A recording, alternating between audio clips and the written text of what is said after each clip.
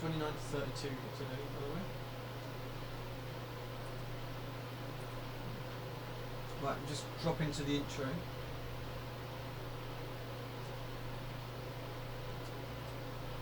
Yeah, we just have to remember that they are still sort of on Freeview, even if it's 240, and Virgin Media as well, and all over Europe too.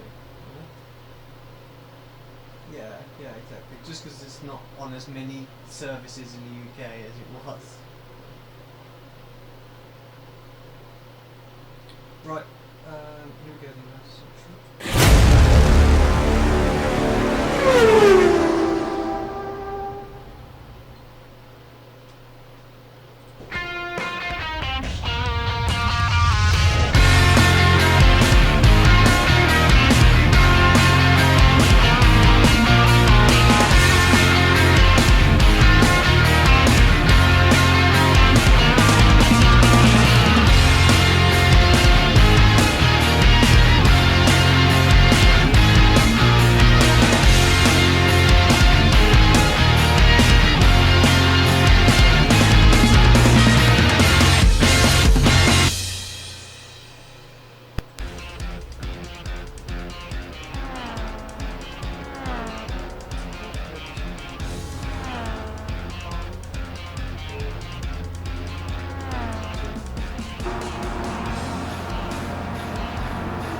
Good evening everyone, it's the British Sim Racers Touring Car Championship presented by iRacing. It's the Winter Series, rounds 29 to 32. We're in the closing stages of this short season. Alongside Adam Bath and Alex Simpson will be along in a moment. I'm Andrew Woodhouse and we're here at the Road Atlanta circuit. And Adam, well, you were away last week, my friend, you're back this week. Road Atlanta's a good one to return to. It should be very interesting. The fast S's section could see some action at the start.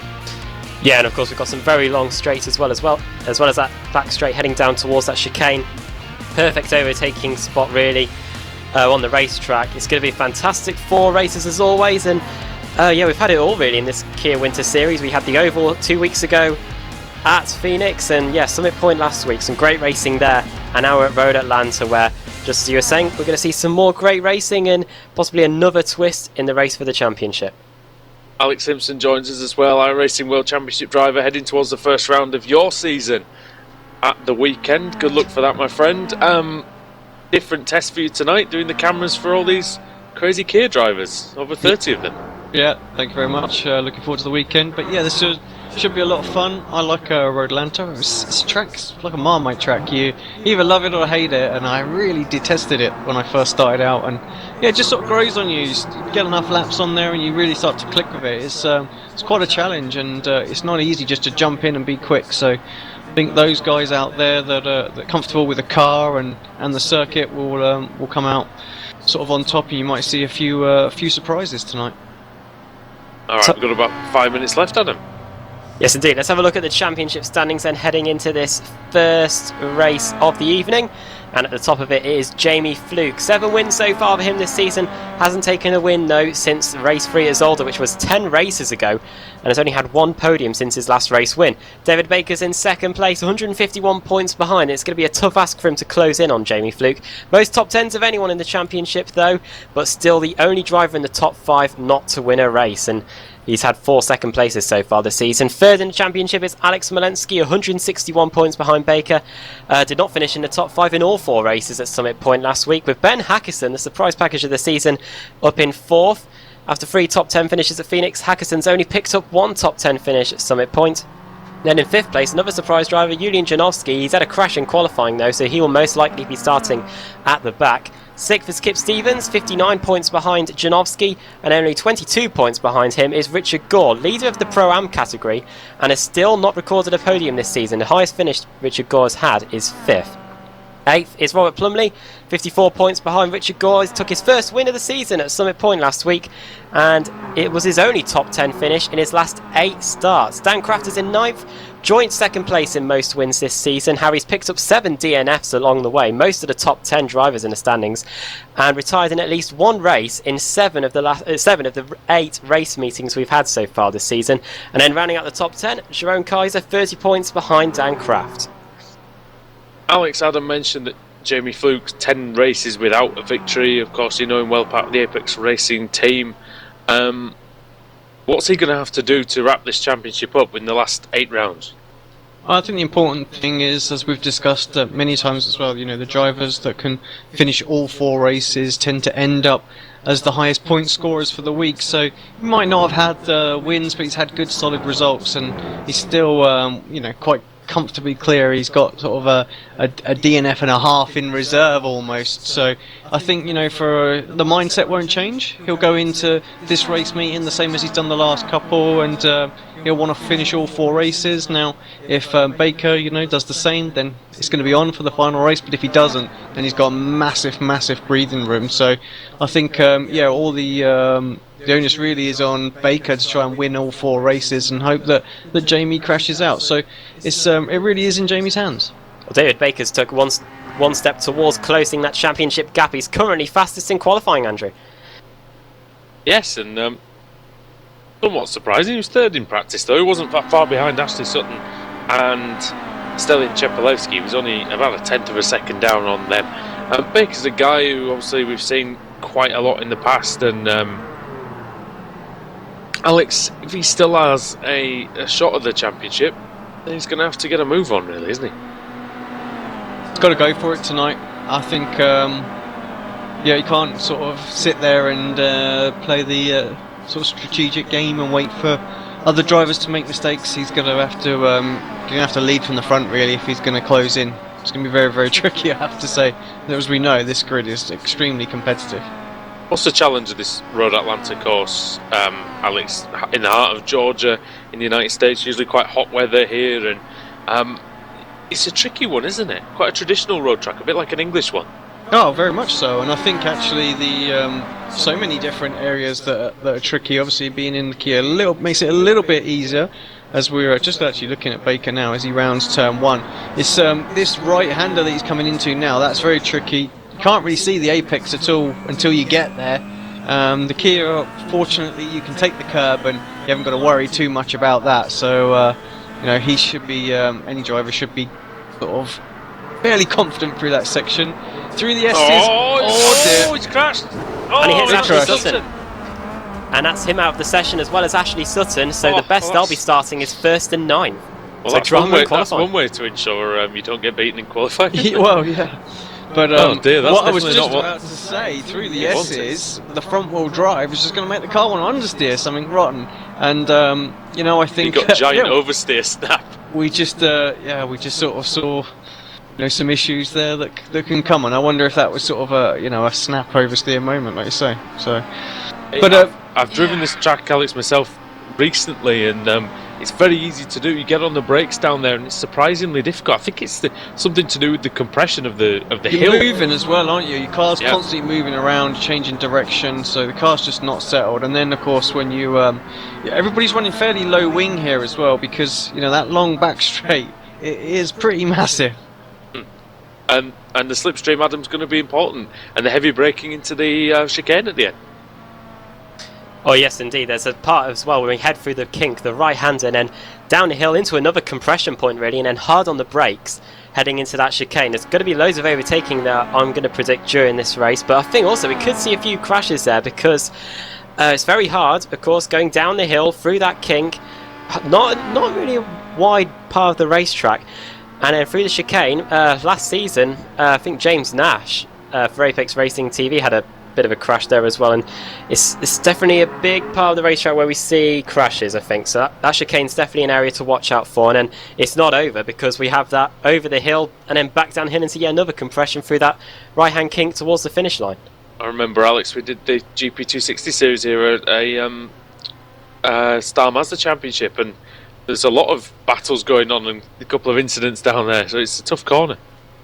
Yeah, I can't remember him, to be honest. It's been so long, but I do remember the GP260 race being a lot of fun, and there was quite a few incidents in it as well. Yeah, that's the diplomatic answer for you.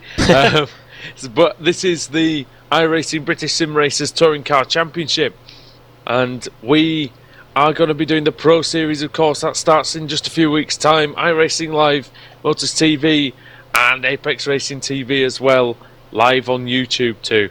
So, Adam, if you could take us through the starting grid, as everyone has pretty much finished the qualifying.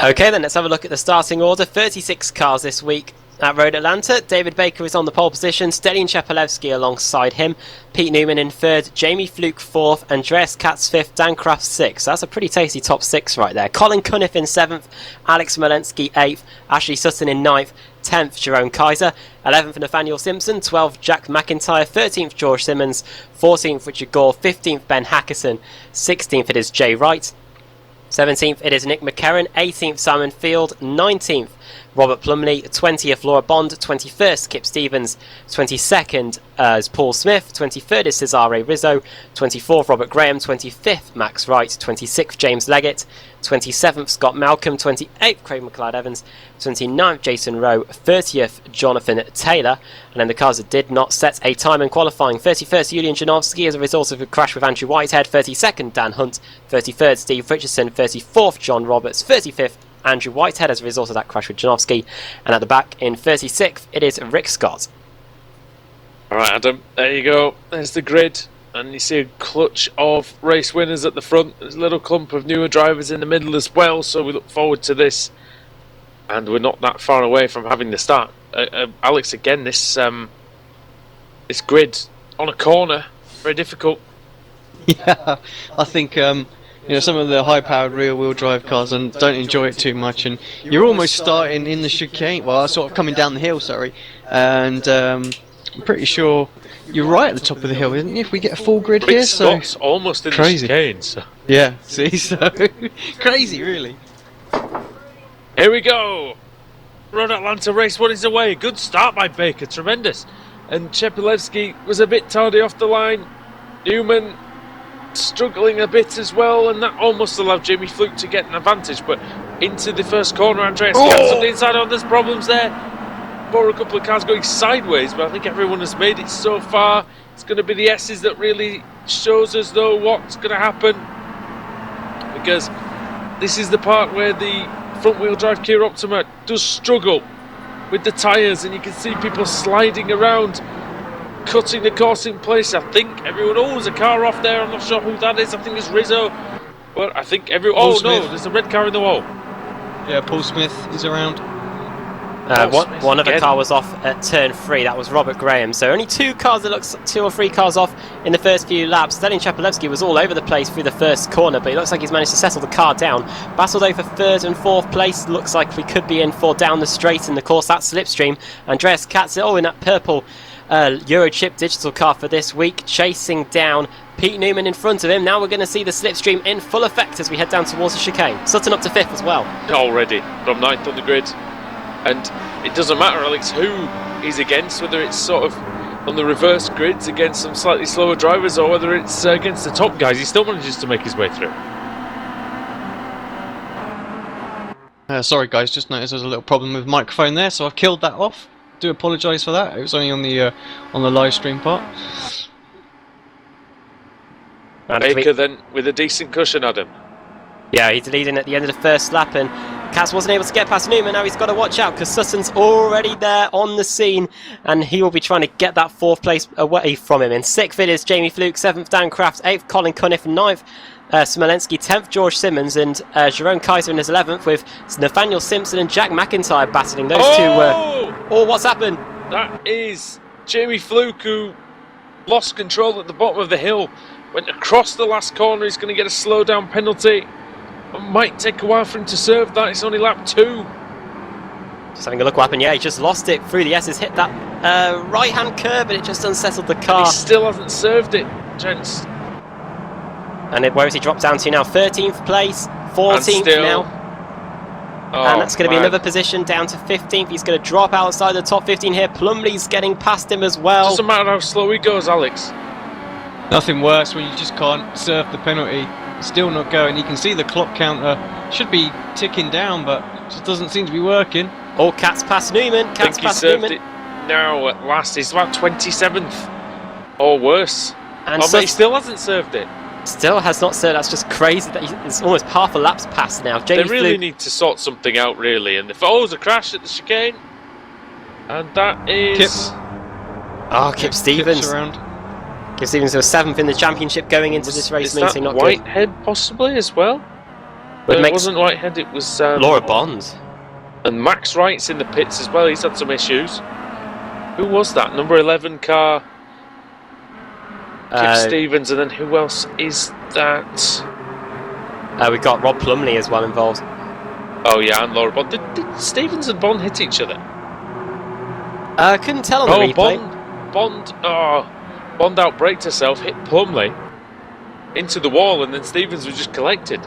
Jamie's actually out and into the pits, so I wonder if it's actually damage that he had. Yeah. From that curve, that would be very interesting. Well, here's a battle for the lead though. Stelian Chepelewski and David Baker. 0.3 of a second between them at the moment as we're heading down the back straight. Now we'll see the slipstream in full effect. Chepelewski's at 2.45, 2.46, 2.48. So they're both lapping at the same speeds going into the chicane. So slipstreaming not being too much of a benefit at this stage.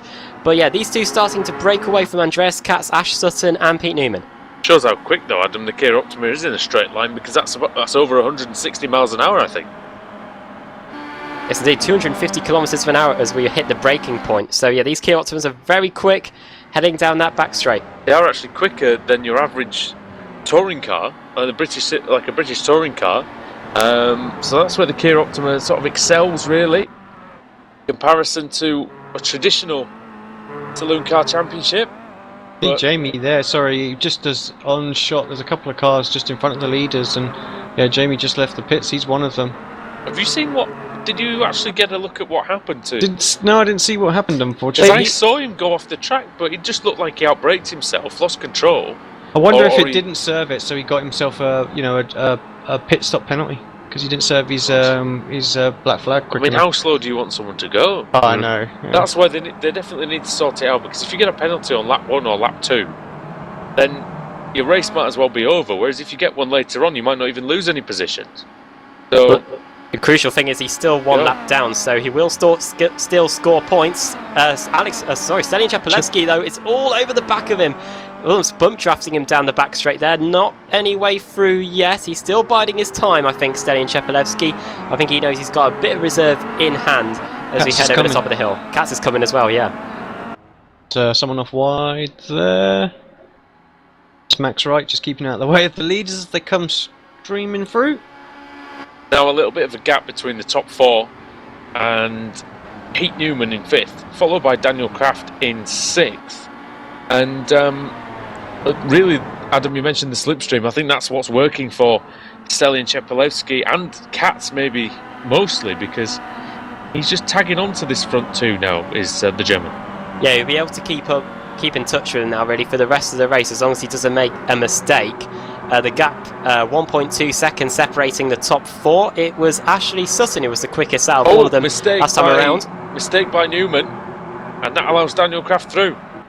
Dan Kraft up into 5th then, Pete Newman down to 6th. So Newman, who started in 3rd on the grid, has now lost 3 places since the start of the race. Now we'll see if Chepelewski can get it done now on David Baker. They're heading out of the right-hander, the double apex right-handers, and now down this back straight towards the chicane.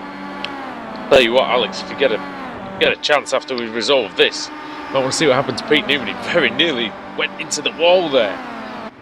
And Baker, late on the brakes, positions the car beautifully through the chicane, does not allow Stelian Chepelewski to get a run. Yeah, Baker's pretty savvy, and he's been in some good battles in the past. He hasn't had a win for a little while, so he's going to want to hold on to this one as well. Going to need to defend here, Alex, though, and you said about him going for it. Maybe that was why he had the mistake in qualifying, because you don't see that often from him. Yeah, exactly. We're just on board actually with Stelian here, and you can see sort of Baker's just sort of covering up the insides, not really giving Stelian the chance just to stick his nose in or anything like that, especially through that first sector there. You haven't got a prayer of getting through there. Oh, he's got a good run. Oh, that is a great exit out of there as well. Again, Baker straight to the defensive line. Stelian's going to have to do it the hard way. Maybe he wants to cut back, see if he can do that. Oh, you can have a lunge into that second, to that tighter right-hander, but look at these 4 now, they're all glued together. 6/10 of a second between them. It was 1.2. It was double that a lap ago. That's how close that things have bunched up this lap. Here now we're comes going to Katz. see Katz is in the slipstream then as we head down the straight. He's going to move out now. Is Sutton going to try and follow him? No, he's not. Stalin Chepelevsky's going to Oh, he doesn't want to do that. Oh my word, as we're heading down towards the chicane, and now Sutton will try and get past Katz on the brakes. No, he won't. Oh, this is so close. Baker's late on the brakes. Does he have the momentum to stay on the outside and keep it on the outside of Chepelevsky? It's this last corner that's going to be difficult. Oh my word. Can we go too wide through this final corner? It's going to be very difficult. There's not a lot of space there. And look at this, somehow they have. And Baker, and look at Sutton now. Sutton's going this way and that, trying to... Oh my goodness, he changes direction so quickly there, Sutton. And now Stalin Chepelevsky is definitely through now. Oh, Sutton's trying to go through and wiggling around with the Kia Optima trying to break free. Now we're going to see if David Baker's got the bottle to try and get that place back. We'll see what Stalin Chepelevsky can do. Now he's got that clear area. He's now leading the race. David Baker second. Katz is in third. Fourth is Ashley Sutton as we head through the left-hander. Then it's Dan Kraft in fifth. Oh, Katz was on two wheels there through that left-hander. Key thing is here, Alex, says that and Jamie Fluke's going to score not a lot of points. So this is important for all these guys, really, but especially Baker. Oh, hugely important for Baker. So if Jamie doesn't retire out, this is basically the next best thing for him. Here we go then, down the straight again. On lap 7 of the race here, so we've got 3 laps to go when we get back to the line. We'll see what develops this time as we head down the straight. David Baker's closing in on Chepelevsky under the slipstream. He's closing in very quickly, in fact, as we head down towards the chicane. Hard on the brakes. David Baker is alongside, and he's going to be side by side with him through the chicane. Just not enough of an overlap to get the position. He's going to try and get the cutback though, Andrew. Cutback's difficult here. Down the hill they go. Oh, is Sutton going to catch out Andreas Katz? Look at that. On the inside. Good move here, but is he going to complete the pass, the Englishman against the German? With the Bulgarian in front. Oh, off goes Katz. Katz is off. That's not what he wants to happen. Yeah, Kraft's gone through, so's Newman. Kraft's now right on the back of this pack. And George Simmons doing exceptionally well as well in P7. Sort of on his own a bit. There's a good battle behind them as well between Daniel Simpson, Jeroen Kaiser, Jack McIntyre and Colin Cunniff. Colin said to us, Alex, last week that he wasn't really looking forward to Road Atlanta too much. No, doing all right out there though. 11th place at the moment is Colin, so He's had no spins yet, so yeah, he might not like it, but he's still doing a good job lapping. Well, obviously the leaders were battling last time, but he's still lapping quicker than them at the moment. Janowski up to 20th, Adam, but he's kind of in no man's land as well. 22.7 seconds off the lead. That's quite a long way back. Into the pits as well. Some problems for Smith. He's going to have to be hoping for a reverse grid, really. Smith crashed on the first lap, so I don't know if that's as a result of that. Sutton on Baker. Oh, he's far too late on the brakes. Wipes out Stellion. Oh, Gets himself disqualified. How was he Shocking. disqualified? Absolutely shocking. My word. Let's have a look at that back again. Yeah, I mean, that's just a going for a gap of snow there. Stalin Chepelevsky is already committed to the corner. And look, Sutton's on the brakes there. He knows he's nowhere near going to get that. And bang! Into the side of him. Even he couldn't make the corner that time. And, yeah. Chepelevsky's not going to be happy with that, I can guarantee you. I was stating the obvious, of course, there, but... Oh, dear, that's how to ruin a race, isn't it? It's Chepelevsky down to... He's actually down to only third, is he? And look who's in second place. Daniel Kraft might have a chance to win this race now. Having started in 6th, he was 2 seconds behind Pete Newman at one point. Newman made a mistake, he managed to get through, and then now everyone else falling off. Adam, he finds himself in P2. Yeah, David Baker taken 3 wins so far this season, joint second in the most victories along with Ashley Sutton. We'll see if he's able to get the 4th in this one. Of course, David Baker still to take that victory. Is that Dan Kraft, rather? Yeah, Dan Kraft. What did I say? Yeah, sorry. No, it's alright. No? It's alright. But yeah, Dan Kraft has been on good form in this Winter Series. Of course, iRacing, British Sim Racers Touring Car Championship, Andrew Woodhouse, Adam Bath and Alex Simpson. Road Atlanta, we're heading towards the final lap. It's been an eventful first race. And Baker, former champion of Season 7 in 2014. And he's looking for another title. Second title in Season 10. Slap then of the race. Down, David Baker leads. Downcraft second. Lap times last time around. Kraft was just slightly quicker, just a few hundredths in it. Chepelevsky third, Newman fourth. Katz is in fifth place. Both of them greatly missed the apex there, Adam. They were nowhere near it. Yeah, they were definitely nowhere near it for that first corner. This will allow Stanley Chepelevsky to close back up here. We could have a 3-car battle for the lead then on this last lap of the race. David Baker, car 6. Number 6, so synonymous with David Baker, but he's now out in front of the race. But for how much longer? We've got half a lap to go now. Alex, is it possible Chepelevsky might have a bit of a red mist here? I think if Ashley was in front, then certainly he would, but he's not. So him and Baker have had just good hard battle. So I think he'll want to get a place back. That's for sure. Just a quick one. Baker should have won season 6 really instead of season 7, but he does lead now. And will he win season 10? Well, this could go a great way towards it. If he can maintain this position, he's going to have to be late on the brakes here, and he's going to have to position his car perfectly through the first part of the chicane. Is he going to make the chicane? Goes a little bit deep, but good. I think he's going to do it. Nicely played by Dave Baker. Beautiful driving from him. He's going to come through the final corner. This fast right-hand is all that remains. And David Baker takes the win at Road Atlanta in round 29, ahead of Daniel Kraft. And then it's Stelian Chepelevsky with Andreas Katz in 4th, Pete Newman in 5th, and George Simmons in 6th. And Adam, that was a barnstorming race. Yeah, fantastic race. Great battle for the lead. Sorry for those that were in the midfield. We couldn't really focus on that. Of course, there were probably some great battles unfolding there as well. I saw a few positions changing there, but Andreas Katz managed to get past Pete Newman then in the chicane, and Newman was very lucky to hold on to his 5th place from George Simmons, because those two were side by side through the final corner. In fact, there was only 400ths of a second in it between those two at the end. Nathaniel Simpson finished in 7th place. Sharon Rick Kaiser, Scott and Jason Rowe very close. Sorry, I think that's over between them. Yep. Sorry, yep. I think someone blew an engine as well, is that right? In front of them? Saw a lot of smoke coming across. Oh, it is. It's Scott Malcolm's blown his engine. I don't know whether that was before the end of the race or after. No, he certainly got over the line at least, so... Oh, he blew it as he came across the line. I don't know what happened there exactly. Sorry, Adam, you were saying. No, it's alright. We'll run you through the rest of the finishing order. Nathaniel Simpson 7th, Sharon Kaiser 8th, 9th for Jack McIntyre, and 10th for Colin Cunningham. Let's just point out David Baker, his first victory of the season, and if I'm not very much mistaken, is that his first win since Motegi all the way back in... On the Oval?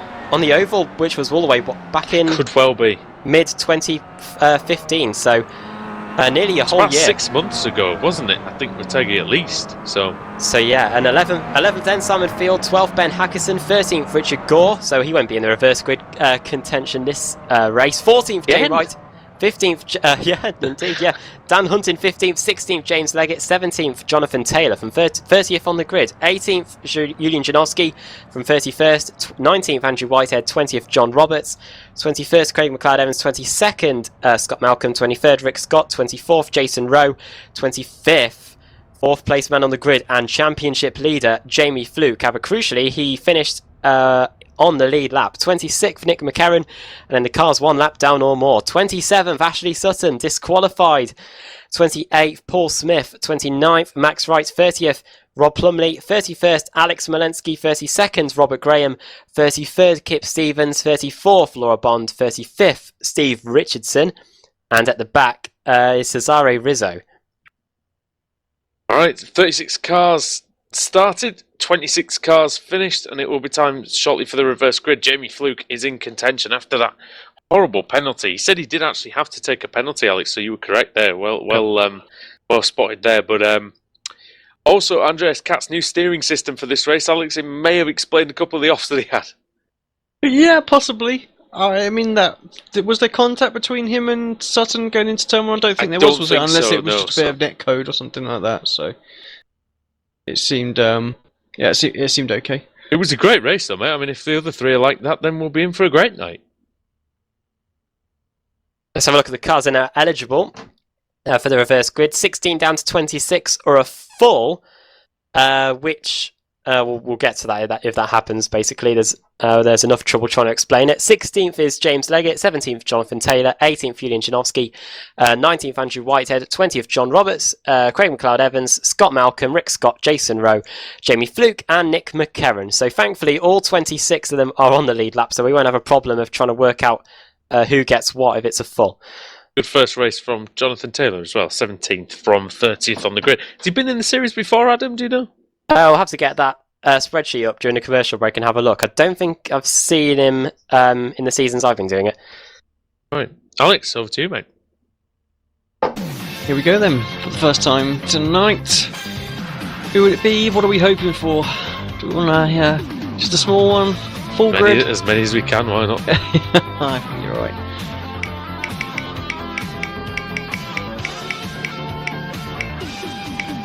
Oh, it could be pretty large. Oh, will it be 26? Will it be 16? Oh, it's in the middle. We had this before. And we called it 26 then. I think we'll call that 26 again. Okay, Why that's not? Nick McKerran on pole position, and Jamie Fluke's going to be having kittens here. He's going to be second on the grid, so... Just don't get a slowdown again, really, is the message, I think, for him. Yeah, you were saying on the chat, worst slowdown ever, really. And it's horrible to watch as well. I mean, but we've all had them, Adam, but you just don't make sense, do you? I mean, you may cut the course. I mean, Jamie did cut the course by quite a bit, but he didn't exactly gain time by doing it. So because the drivers have on their screen the amount of time they have to yield, and I'm sure Jamie Fluke must be going insane because he was going so slow, and I bet you that clock that said seconds to yield was just staying the same. Jason Rowe, by the way, will be starting third, Rick Scott fourth, and Scott Malcolm will be in fifth. Yeah, and Craig McLeod-Evans as well, just behind them. It's going to be quite a lot of AM drivers at the front, so it should be a really, really entertaining scrap. Well, if it's as close, Alex, as it was in race 1, then race 2 should be a good one. I'm looking forward to race 2. Nice large reverse grid. Just what we wanted, I think. Alright, so without further ado, don't go anywhere. If you're watching this live, there are 3 more races to go. So I see you sidling off there out of the YouTube channel. Come back, we need you. The last 3 races from Road Atlanta here on the iRacing British Sim Racers Touring Car Championship are coming up right after this break.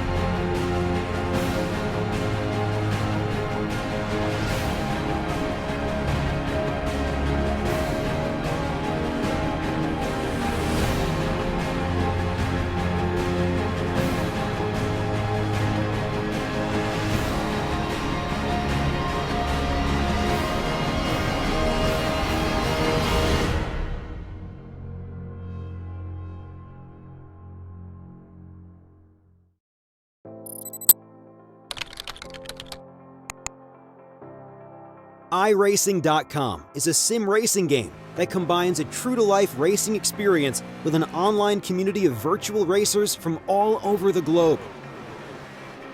iRacing offers a multitude of officially licensed cars and tracks, laser scanned with millimeter accuracy.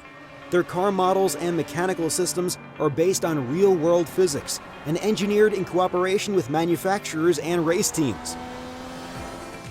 iRacing's web-based interface allows members to compare stats and test drive any combination of car and track instantly.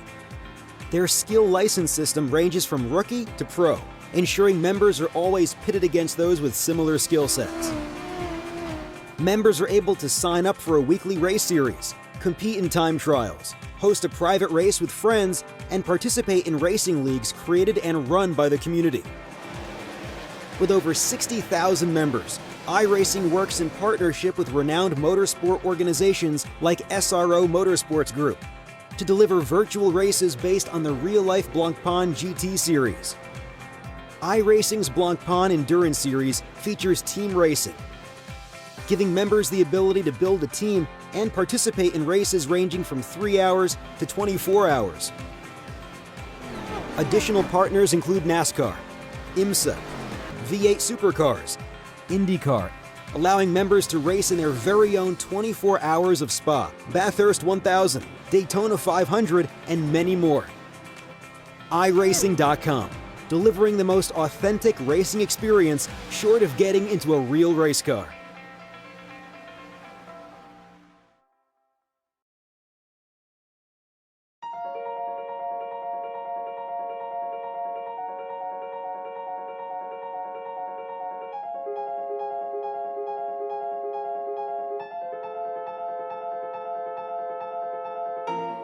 For iRacing to get Le Mans is huge. I mean, this is a unique event, a unique track where, you know, half of the track is public road, so you can never test on it, you never get experience on it, and it's 8 miles in length, 4-minute lap time in a GT car. So, you know, even if you're here for an hour of testing, that's only 15 laps, and you're only going to see the corner 15 times that day. The first section going through the Dunlop area is pretty unique. You know, it's got elevation change and off camber. Then you go down Mulsanne into the chicanes, and you know the straights are unbelievably long.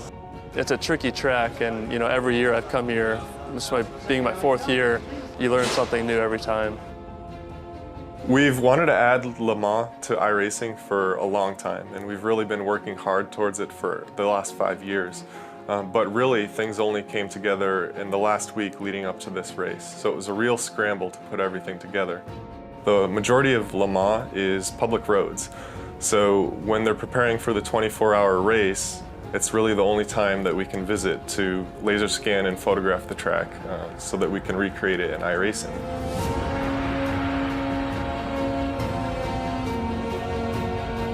We work closely with the ACO to get essentially exclusive access to the facility and everything that we needed to get the laser scanning and photographic reference that we need to create the track. We were very fortunate to be at Le Mans at the most important time of the year and gain that experience of being there. And we're going to really do the best we can to put that into our work and making sure that the Le Mans in iRacing is the best Le Mans, the most exciting and accurate recreation of the track possible.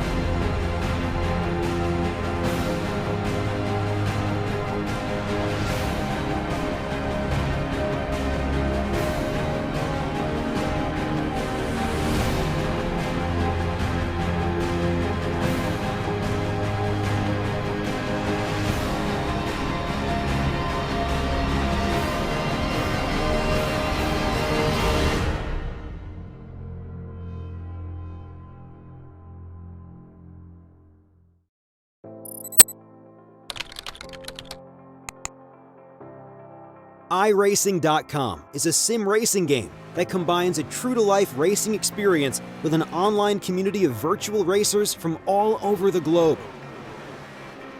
iRacing offers a multitude of officially licensed cars and tracks, laser scanned with millimeter accuracy. Their car models and mechanical systems are based on real-world physics and engineered in cooperation with manufacturers and race teams.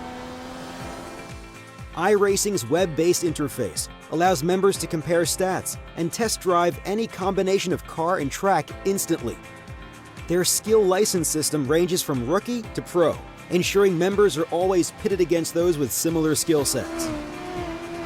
Members are able to sign up for a weekly race series, compete in time trials, host a private race with friends, and participate in racing leagues created and run by the community.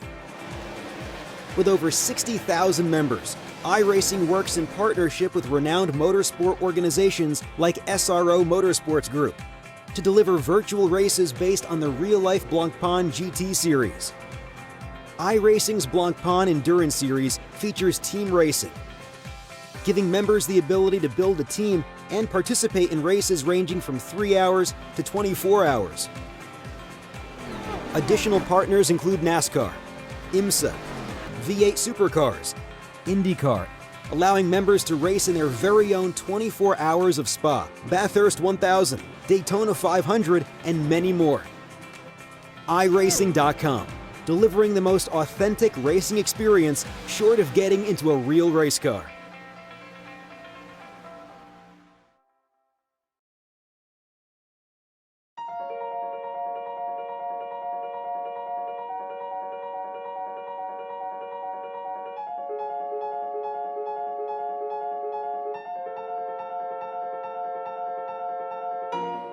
For iRacing to get Le Mans is huge. I mean, this is a unique event, a unique track where, half of the track is public roads, so you can never test on it, you never get experience on it, and it's 8 miles in length, 4-minute lap time in a GT car. So, even if you're here for an hour of testing, that's only 15 laps, and you're only going to see the corner 15 times that day.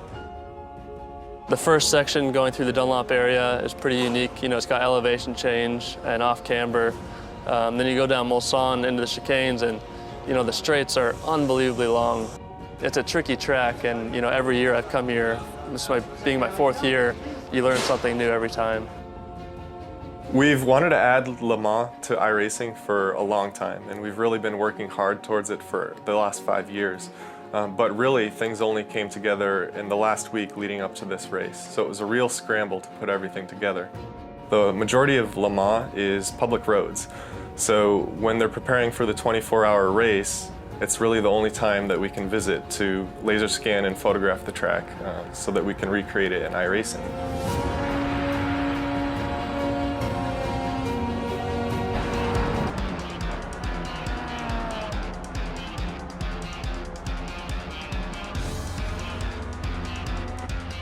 Welcome back to the iRacing British Sim Racers Touring Car Championship. It's Road Atlanta. And we have about a minute left before the start of the race. Andrew Woodhouse, Alex Simpson and Adam Bath. And Adam, can you take us through the starting grid for the second race of the evening? Yes, let's have a look then. Nick McCarron's on pole position, Jamie Fluke second.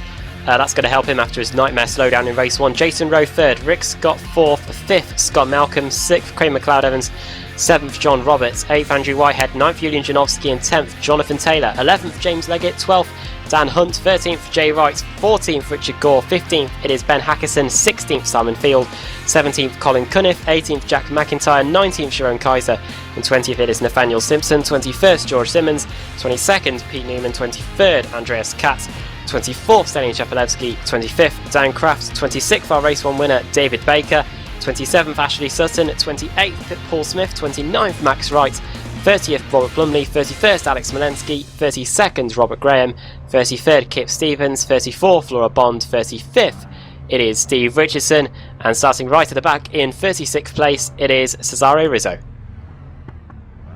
The revs are going to rise here. We're ready for the start of round 30.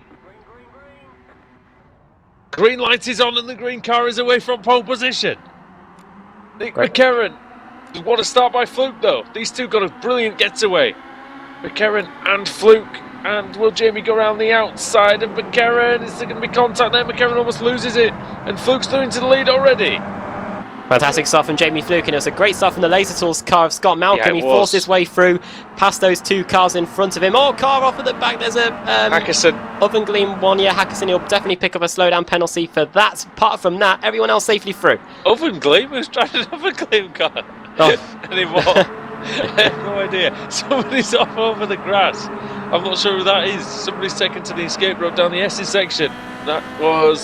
I think that was Laura Bond, who's having a shocking season. I've never seen anyone have such a bad season from so many promising positions. But Jamie Fluke leads by quite a good way over Nick McCarron. And it's a great start, as Adam mentioned, by Scott Malcolm. Oven Gleam Racing, blimey. Heading down the back straight. Is it eye glazing? Is that what they're called? There we go, that's it. Heading down the straight then. You can put donuts in the oven, I guess, but who knows? Yeah. Who knows? More of a deep fat frying situation. Alex, you know about donuts as well, but there's a great big pack of cars heading down to the chicane, and the crest glazing car has gone straight on, I think. Is that Rick Scott? Let me have a look. I'm just scrolling back through. Was Rick, yeah. What happened there? Have a quick look at that back on missed replay. His braking point. I went straight on. Oh, he had to avoid Daniel Hunt. About to complete the first lap then. Jamie Fluke leads Nick McCarron by a whopping 1.6 seconds. I thought it was a bit bigger than that. But somebody else had a slowdown as well. Just trying to look back through. He got a little tag. Sorry guys, he got a little tag there, and that's why he shot on wide. He was trying to turn in. There's a whole bunch of cars there. Simmons and Simpson. That was the car, Simpson, wasn't it? McIntyre, sorry. McIntyre. All over the place. Just avoids a tyre barrier though. McIntyre will see you. McIntyre, almost in tyres. That was awful. And through the double apex right-hander, no way through though for Simmons in that super cheap auto car. He's going to try and get a good run though out of the right-hander and down at the back straight, just in front of them. Who's that going side by side? It's Colin Cunniff, and the car in front is Jonathan Taylor. Jonathan Taylor's had a pretty good race meeting. It was near the top 10 in race 1, and he's inside it in race 2. Cunniff passed him though, heading down the straight towards the chicane. Is he through safely? Taylor will try and nudge it back up down the inside. Guys, we've lost. Sorry, I was just getting things organised there, but we've lost Baker. David Baker, the race 1 winner, who started in 26th after the full reverse grid. His race is over. That might have been the car I saw off at some point during the first lap. It might have been Dave Baker. Ludwig by 2.3. Well, I'll go back and have a look anyway. Jay Wright and Taylor side by side. And also McIntyre's involved as well. Oh! Hitting the curb and very nearly hitting his teammate there. It was a very early retirement for David Baker. I'm just cycling back through it all now. You don't need to put that sound effect in, Andrew. Lee's already captured that. We've got it.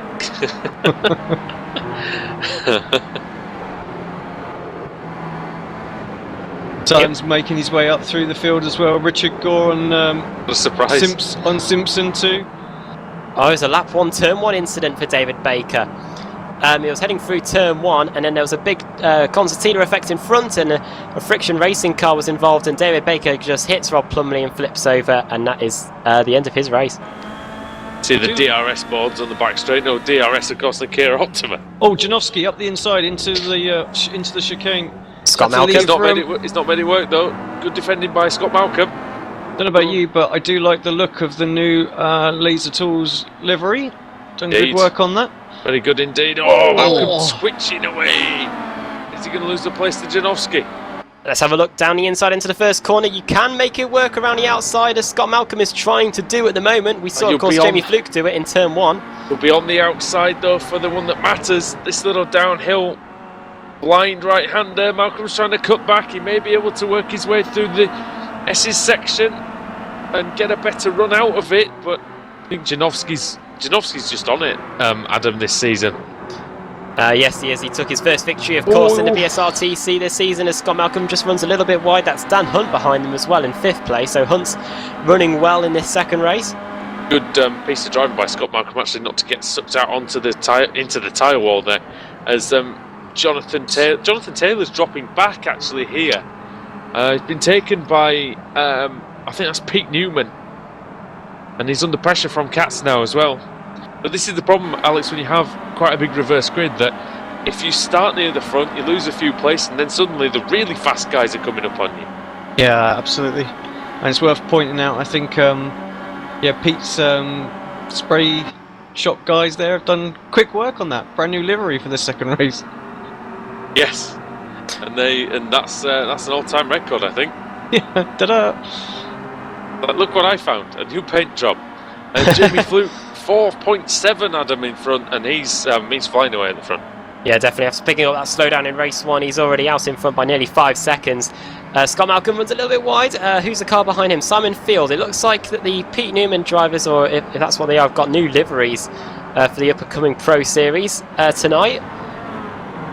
Yeah, it's possible, isn't it, that's going to be... I assure you, it's not me who's sponsoring them, but Simpson. I like it. Yeah. You should be sponsoring Nathaniel Simpson, though. What are you doing? Yeah. Well, you are, I suppose. But it's a very good, appropriate sponsor, nevertheless. But good to see some new. Whoa! Good to see some new liveries there as Nathaniel Simpson gets some air at the end of the S's section, leading on to the back straight. The sort of the first really shorter straight, leading on to the big back straight after this double apex right-hander, and it's a really important corner that Alex leading on to the back straight. Jason, yeah, indeed, probably the most important corner. Jason Rowe was side by side for a moment with Simmons. They've got Jay Wright ahead of them as well. Rowe down to 10th place there. Adam and Simmons is on the way through as well. Here he comes down the inside. Yes, Somebody's very McIntyre. late on the brakes. What happened there? McIntyre. And Sutton through as well. And yeah, Jason Rowe is all over the place, so he's got to now watch out, because here comes Pete Newman round the outside of the final corner. He's now through, and so is Jerome Kaiser round the outside as well. So God knows how many places Jason Rowe's going to lose. Hackerson. Hackerson as well. Rowe's gone from 9th to about 19th in 3 corners. It's crazy. What a move by McIntyre, having said that. That was so late on the brakes. That was crazy. That's how to do it. Ashley was behind him. He's learned a few things. Yeah, he had to brake that late to make sure that he didn't get any sort of contact from Ashley. There you go. That's sort of a preemptive strike there from Jack McIntyre. But McIntyre with a great move, and he's still ahead of Ashley Sutton for the time being, just behind Jay Wright, of course. Jay Wright, who's had many races in this series, of course. Already very experienced. Sutton's connection looking a little bit shaky. This is the closest pass we've got then on the track at the moment, on lap 6. So when we get to the line, there'll be 4 laps to go. George Simmons there, just looking in front, side by side actually, side by side between Scott Malcolm and Andreas Katz. This is for 6th and 7th. Katz is down the inside, and will Cunniff try and follow through? And a change for 3rd as well, as Daniel Hunt's gone through on Nick McCarron. Oh, 3 wide into the final chicane as well. So again, McIntyre and Sutton by any chance. Yep, indeed. And Sutton's through past McIntyre now. We'll see if Pete Newman can try and get past the black and yellow car that we saw David Baker sporting last season. Katz may have something to say about Pete Newman, though, very, very shortly. Of course, we're using the iRacing service here, and the series wouldn't be possible without them. And Alex, can you give us a quick idea of how to get started in iRacing? Yeah, indeed. Just head on over to iRacing.com. You can sign up for a membership there. There's plenty of offers. Where is it? It's Simon Field. Simon Field just... So sorry to cut across you there. And Simon Field just understeered wide.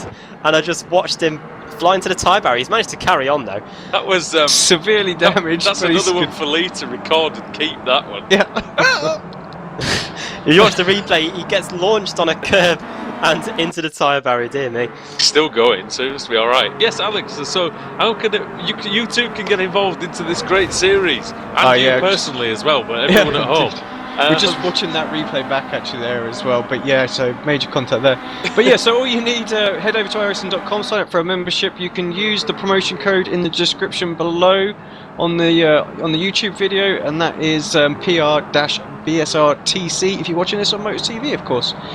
You need yourself a PC, and a wheel and pedal set is ideal. You don't need it. You can do it on a control pad or a mouse if you want to, but we strongly recommend a wheel. Yes. And you get put into the rookies, and you can slowly start working your way up. And there's Formula 1, NASCAR, and I say Formula 1, the McLaren MP4 12C. Sorry. 12? 30. 12C. 30, I'm yes. going mad, don't I? MP4, yeah. We were talking about the 12C earlier, that was my excuse. So yeah. Yes. Terrible linkage, but there you go, you get GT3 cars as well, so actually it's really good. 2 new GT3 cars coming in a couple of weeks as well. The Mercedes SLS, is that right? And the Audi R8 as well. Yeah, excellent. Which should be fantastic. The Audi especially, I'm very much looking forward to. But you can get involved, and of course, if you don't want to go through all the license classes, which we do recommend, it's a great sort of fun progression that can be had. You can just jump in, and of course, go to BritishSimRacers.com, sign up for one of the leagues. You can sign up for either this Winter Series has only got 1 week left, but you've got the BSR Kia Club Series as well. There's a waiting list for that one, but there's also the Kia World Series as well. You can race for your country on that one. That's on the weekends. So, Adam, much to do, many opportunities to get involved with British Sim Racers. Yeah, we've got the Kia Club Series starting on the 20th of March. In fact, we've got a special event this weekend at Donington Park. We'll see if that's on the Apex Racing TV channel. I'll have to check with that, but definitely interesting there. Donington Park, and whoa, Dan Hunt is sideways, and that's going to allow Janowski through. I'm sure if we bribe Paul Smith enough, he'll do it. Yeah. But you're going to be covering the BSR Kia Club Series as well as Katz and McCarran. I'll get back to that in a second, Adam. But McCarran having to defend from Katz, but he's off the racing line. He's on the dirty stuff now, and through goes the German Andreas Katz, the 2-time champion. But he's made a right mess of that, and McCarran's going to go through. And Simon Field, is it going to be 3 wide? No, because Katz doesn't have the momentum. Field finding a gap there in between McCarran and Katz to just slot his car through there, and despite having that damage after flying into the tyre barrier a few laps ago. Well, somehow McCarran's still in the front of this group. Yes, he is the pole sitter here. We're going wide. And let's see what's going to happen down the straight. We could be about to go 3 wide here. Katz is in the middle. Field on the outside, and on the inside is McCarran. Katz is forging away through. Indeed, he is 3 wide down the straight. Russian roulette. Alex here who's going to come out on top. I wouldn't like to say. Into the chicane, and it's Simon Field behind Katz. The Simpson livery car there in 5th place. 6th, it is McCarran now. 7th joining in is Colin Cunniff. So we've got 4 cars battling away here as we're heading on to the final lap of the race. Luke leads by 9 seconds. 1 lap to go. Julian Janowski in P2 ahead of Dan Hunt. As Janowski, I think Hunt's caught up to Janowski slightly, so Dan Hunt on the warpath, former race winner, of course. Janowski just took his, I think he took his first win this season, wasn't it? He's finally managed to make it into that column, so well done to him. McCarran, very strong 6th place, but he's under pressure from Cunniff. Look at this train behind Alex as well. George Simmons, Scott Malcolm, Ash Sutton, Pete Newman, McIntyre, Wright, Chepelewski and Kaiser. And Hackerson and Smolenski. Oh, Cunniff down the inside of McCarran. And that's McCarran down to 7th and Cunniff up into 6th place. But yeah, this battle behind. Sutton's trying to desperately get past Scott Malcolm as we head down the straight. Jamie Fluke into the final corner for the final time. And the Northern Irishman's going to come through. He's just got 1 corner to go. Hasn't won in 11 races since race 3 is older. So he's going to take his 8th win of the season. 8th win of the season for the championship leader. He'll extend his advantage with Baker's retirement. And essentially that restores the status quo from earlier on. Janowski's going to do it from Daniel Hunt, just a couple of tenths over the line. And then this battle, Katz from Field and Cunniff, McCarran, and then Simmons. Sutton just got ahead of Malcolm. That's very close on the line between McIntyre, Newman, then Wright, Jay Wright, that is, Stellan Chepelewski, Ben Hackerson, Jeroen Kaiser, Smolenski. Yeah, it was very close all the way down. Simpson, Taylor, Gore, Graham. Might as well go through. Plumley. Then Max Wright, 23rd. Kip Stevens, 24th. That whole pack there there was a pack between 8th place and 17th were covered by just 4 seconds. Then another 4 seconds between 21st and 26th. Yeah, great battle packs here. It's all basically group racing for the entire race there. But as you're saying about Jamie Fluke winning, at least Jamie Fluke managed to score points in that first race despite picking up the slowdown. David Baker, unfortunately, will be getting a big 0. For the second race. Well, Adam, that gives him a net, a net win, doesn't it, over the course of the meeting so far? And of course, we've only had 2 out of the 4 races, but I think he'll be very happy. Yeah, he will be. He definitely, 8th win of the season as well for Jamie Fluke. Let's run you through the full finishing order then from the second race of the evening. Jamie Fluke takes the victory. Julian Janowski second, 9.6 seconds behind. Dan Hunt in third. Podium for him after starting 12th on the grid.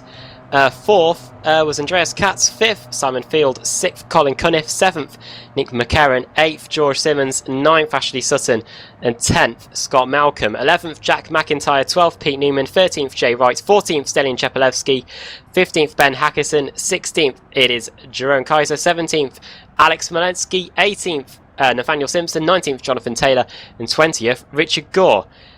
We'll see what happens in the reverse grid. 21st, Robert Graham. 22nd, Rob Plumley. 23rd, Max Wright. 24th, Kip Stevens. 25th, Jason Rowe. 26th, Laura Bond. 27th, Steve Richardson.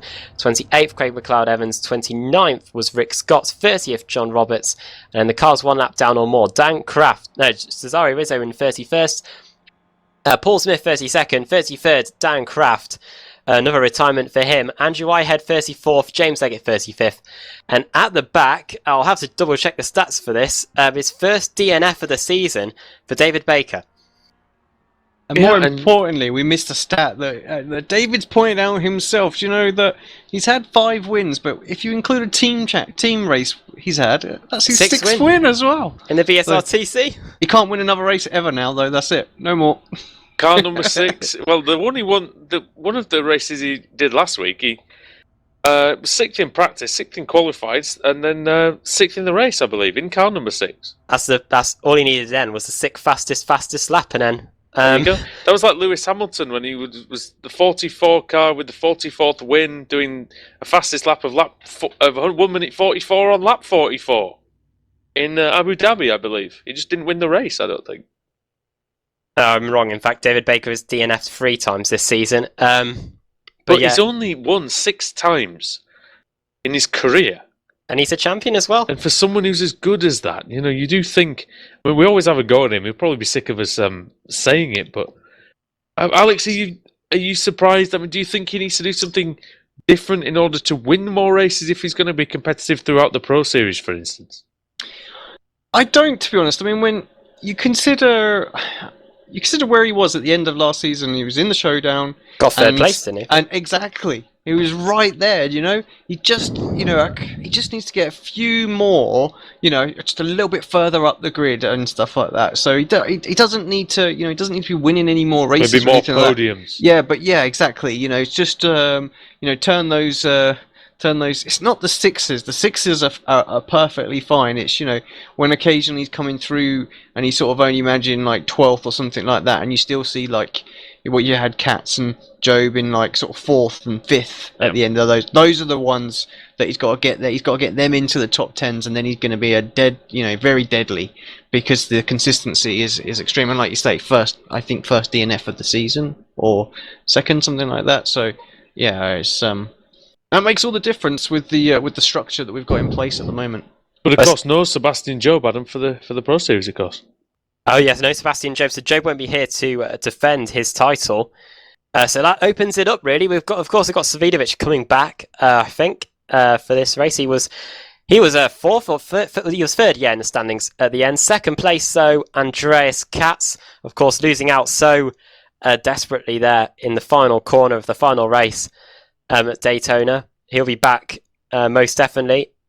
For those who don't actually know why Sebastian Job probably won't be taking part in many races, if at all, this season, he will actually be trying to have his assault on trying to win the World Championship. And Alex, better than anybody really about that.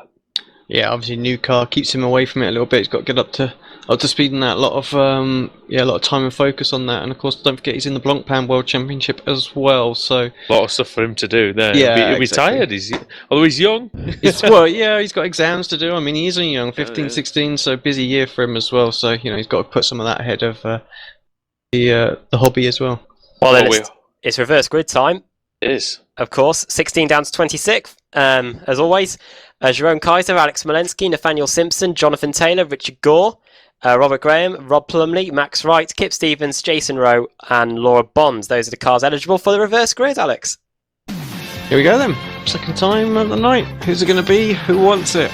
This is the first time in 9 races Richard's been eligible.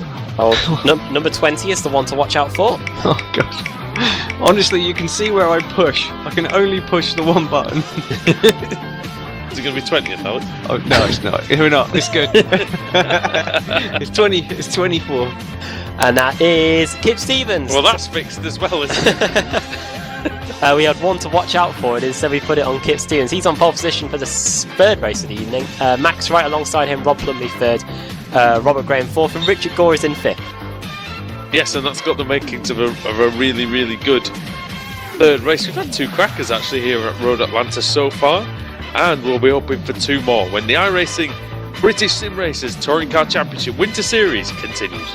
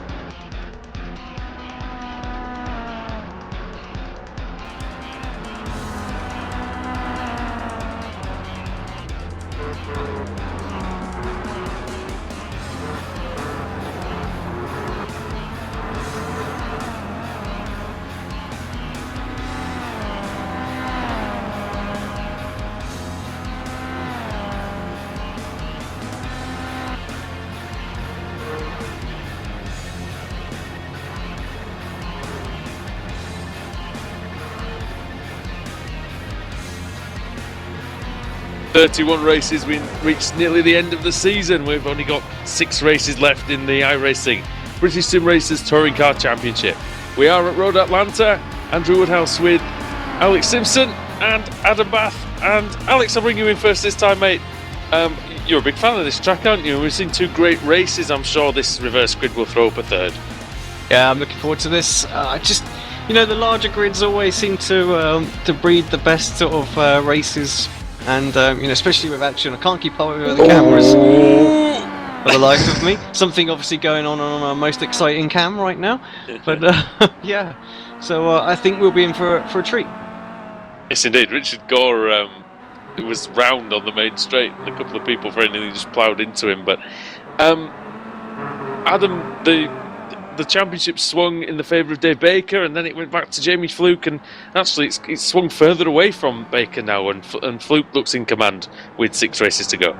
Yeah, David Baker picking up a 0 did not help his championship whatsoever. 212 points now, the gap between him and Jamie Fluke. That is going to be very tough for him to get any championship fight out of that. And of course, next week is our final race meeting. 4 races once again. Where's the last meeting?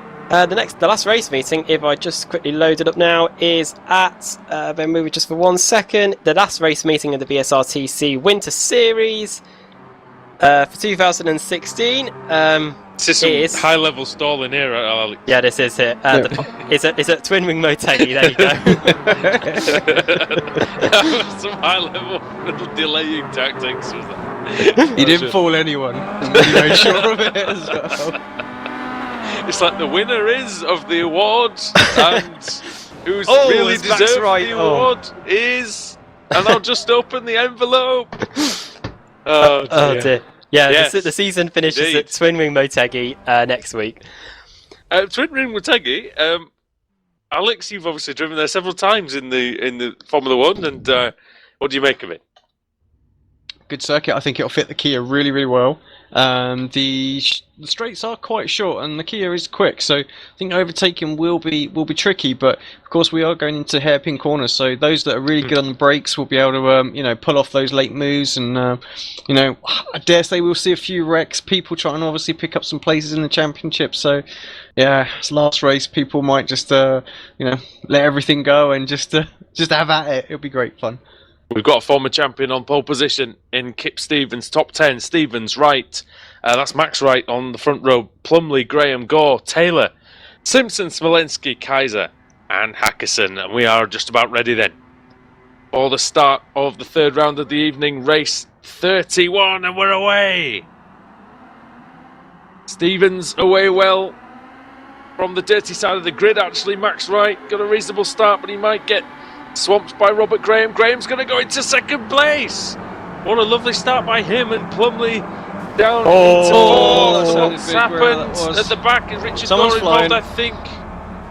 Someone was landing as we switched the camera. I'm not John sure who Roberts, it was. Steve Richardson and Rick Scott, those 3 involved, I think. There's big more. crash It's still on top of going the on hill as well. Paul Smith and Craig McLeod-Evans.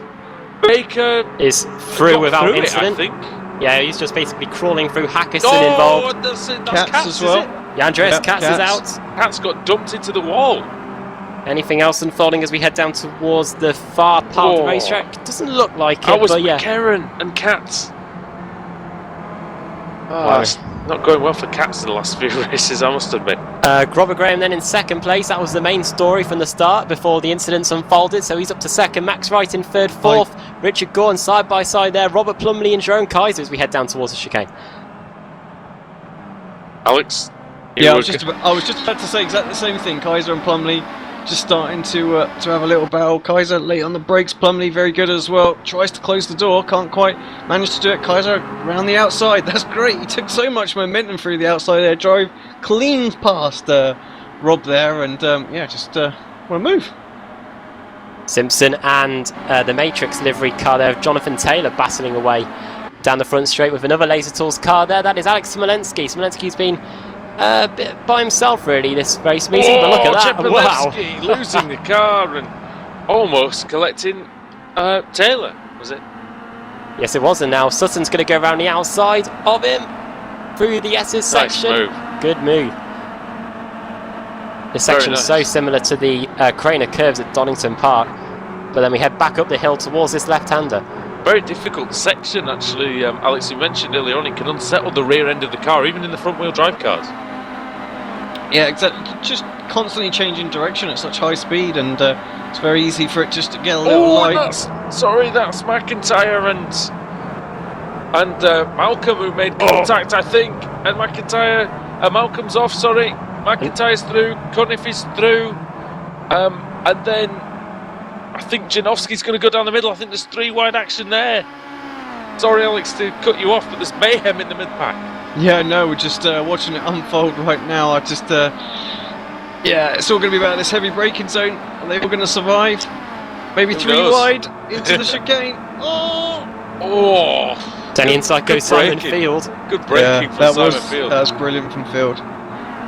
Over the top of the hill then, back down through the final corner. They're still side by side there. That's Jay Wright with Julian Janowski. Yes, indeed. Janowski round the outside though through the final corner. Oh, yeah. And who's that coming along? Jamie Fluke, our race 2 winner. That's a tremendous move though by Janowski as well. And he's now going to go around the outside of Jay Wright. And Fluke is up another position. So Fluke up into, I think is 19th place now. Max Wright still in 3rd though, faring rather better than his brother on this occasion. And he's got Richard Gore behind him. Your own Kaiser, keeper of scores and all-round oracle of the BSRTC. P5 at the moment. Richard having a look on Max into turn 1. Into the into the first of the right-handers. I think. The double right-handers. So important to get those 2 corners right. A little bit of camber on the inside there does mean that you can throw it in a little bit late on the inside line. It just helps to pull around the corner there, and it's very much like the first Lesmo, I think. Yeah, very much so. The mini Lesmos. Richard Gore, whose highest finish so far this season is 5th. He's up in 3rd at the moment. We'll see if he's able to keep it that way. But Jerome Kaiser, though, looking down the inside. That down the inside. From Guess a long who? way back. Was it? Nathaniel Simpson, isn't it? Simpson, yeah, in the Simpson sponsored car, of course. Alex will enjoy that one pretty much. Kaiser through into 3rd place past Richard Gore. That must have happened after the chicane because it didn't look like a move was happening going into it. But Gore now down to 4th. Kaiser, a man on the mission, of course. He won by 1,000th of a second back at Silverstone. That was way back at the beginning of the season. Has had a good season. He's up in the top 10 in the standings. Yeah, and Dave Baker up to 23rd. Just had a quick look at that. Ashley Sutton's still trying to get past. Look at this. That's crazy. Smolensky down the S's. No, you're not going to get through there, I don't think. But Smolensky all over the place. In fact, Smolensky's been a bit anonymous in this meeting, Adam. Yeah, I was just saying that. He's been all by himself, really. Haven't seen him up inside the top 10, really. But he's now up in 8th place. 3rd in the championship as well. He needs to be careful that he doesn't end up losing a place in the championship to the cars behind. He wasn't too far ahead of them. So we'll see if anything changes after this race meeting, because he's got Sutton all over him in the battle for 8th and 9th. George Simmons and Pete Newman are going side by side behind this battle pack. That's 11th and 12th. Ip Stevens has got about a 2nd lead, Alex.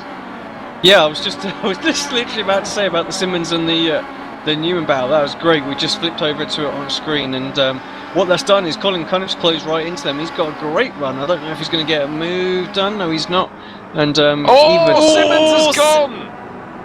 And at the same time, Malcolm and Smolensky and Sutton were coming together. So action everywhere in that chicane there. Simmons is back on the racetrack. For Simmons, isn't it? He's rejoined. Must be. He's just trying to serve it, isn't he, without losing any places. But we've seen what happens when you do that. You know, if you just leave it too long, you get a penalty. It looks tasty behind as well, doesn't it? There.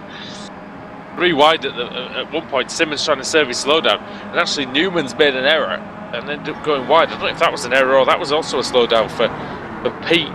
And that's Hunt and Taylor and Fluke, Janowski, Wright. Goodness me, McIntyre, I think, as well. Tell you who's having a great race out there right now, and that's Rob Graham. Sorry, it's the same thing that happened to Simon Field. Colin Cunniff runs wide through the left-hander, and he hits the tyre barrier again, but he manages to carry on. Well, Lee's got 2 chances to record that now. And Colin Cunniff then loses the place to Simmons. There you go. Knowing Colin's problems, Alex, it's probably a technical failure or something. That's every time he makes a mistake, because he just has the most unreliable equipment, I think, in the world. Yeah, sticky gas pedal or something like that. Dear. What happened at Brands Hatch? God, he was lucky there. Car still pointing sort of straight as well. Oh, Simpson off. Simpson is off, back on. He's lost the place to Plumley and to Max Wright and to Alex Smolensky and to Ash Sutton. He might pick up a slowdown as well to further hamper him. I still think it's Alex who's going off every time you say that. Yeah. But Kaiser and Graham into turn 1. Graham just defends the line, makes it difficult. Not what Graham wanted. He started to close in on Kip as well. So it's one of the best races of Graham's career so far in the BSR TC, and he's had some good ones, Adam, but they've not been consistent enough, have they?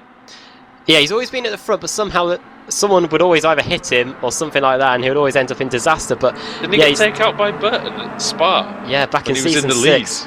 That was a great battle, in fact. But look at this, so down towards the 2 mini Lesmo.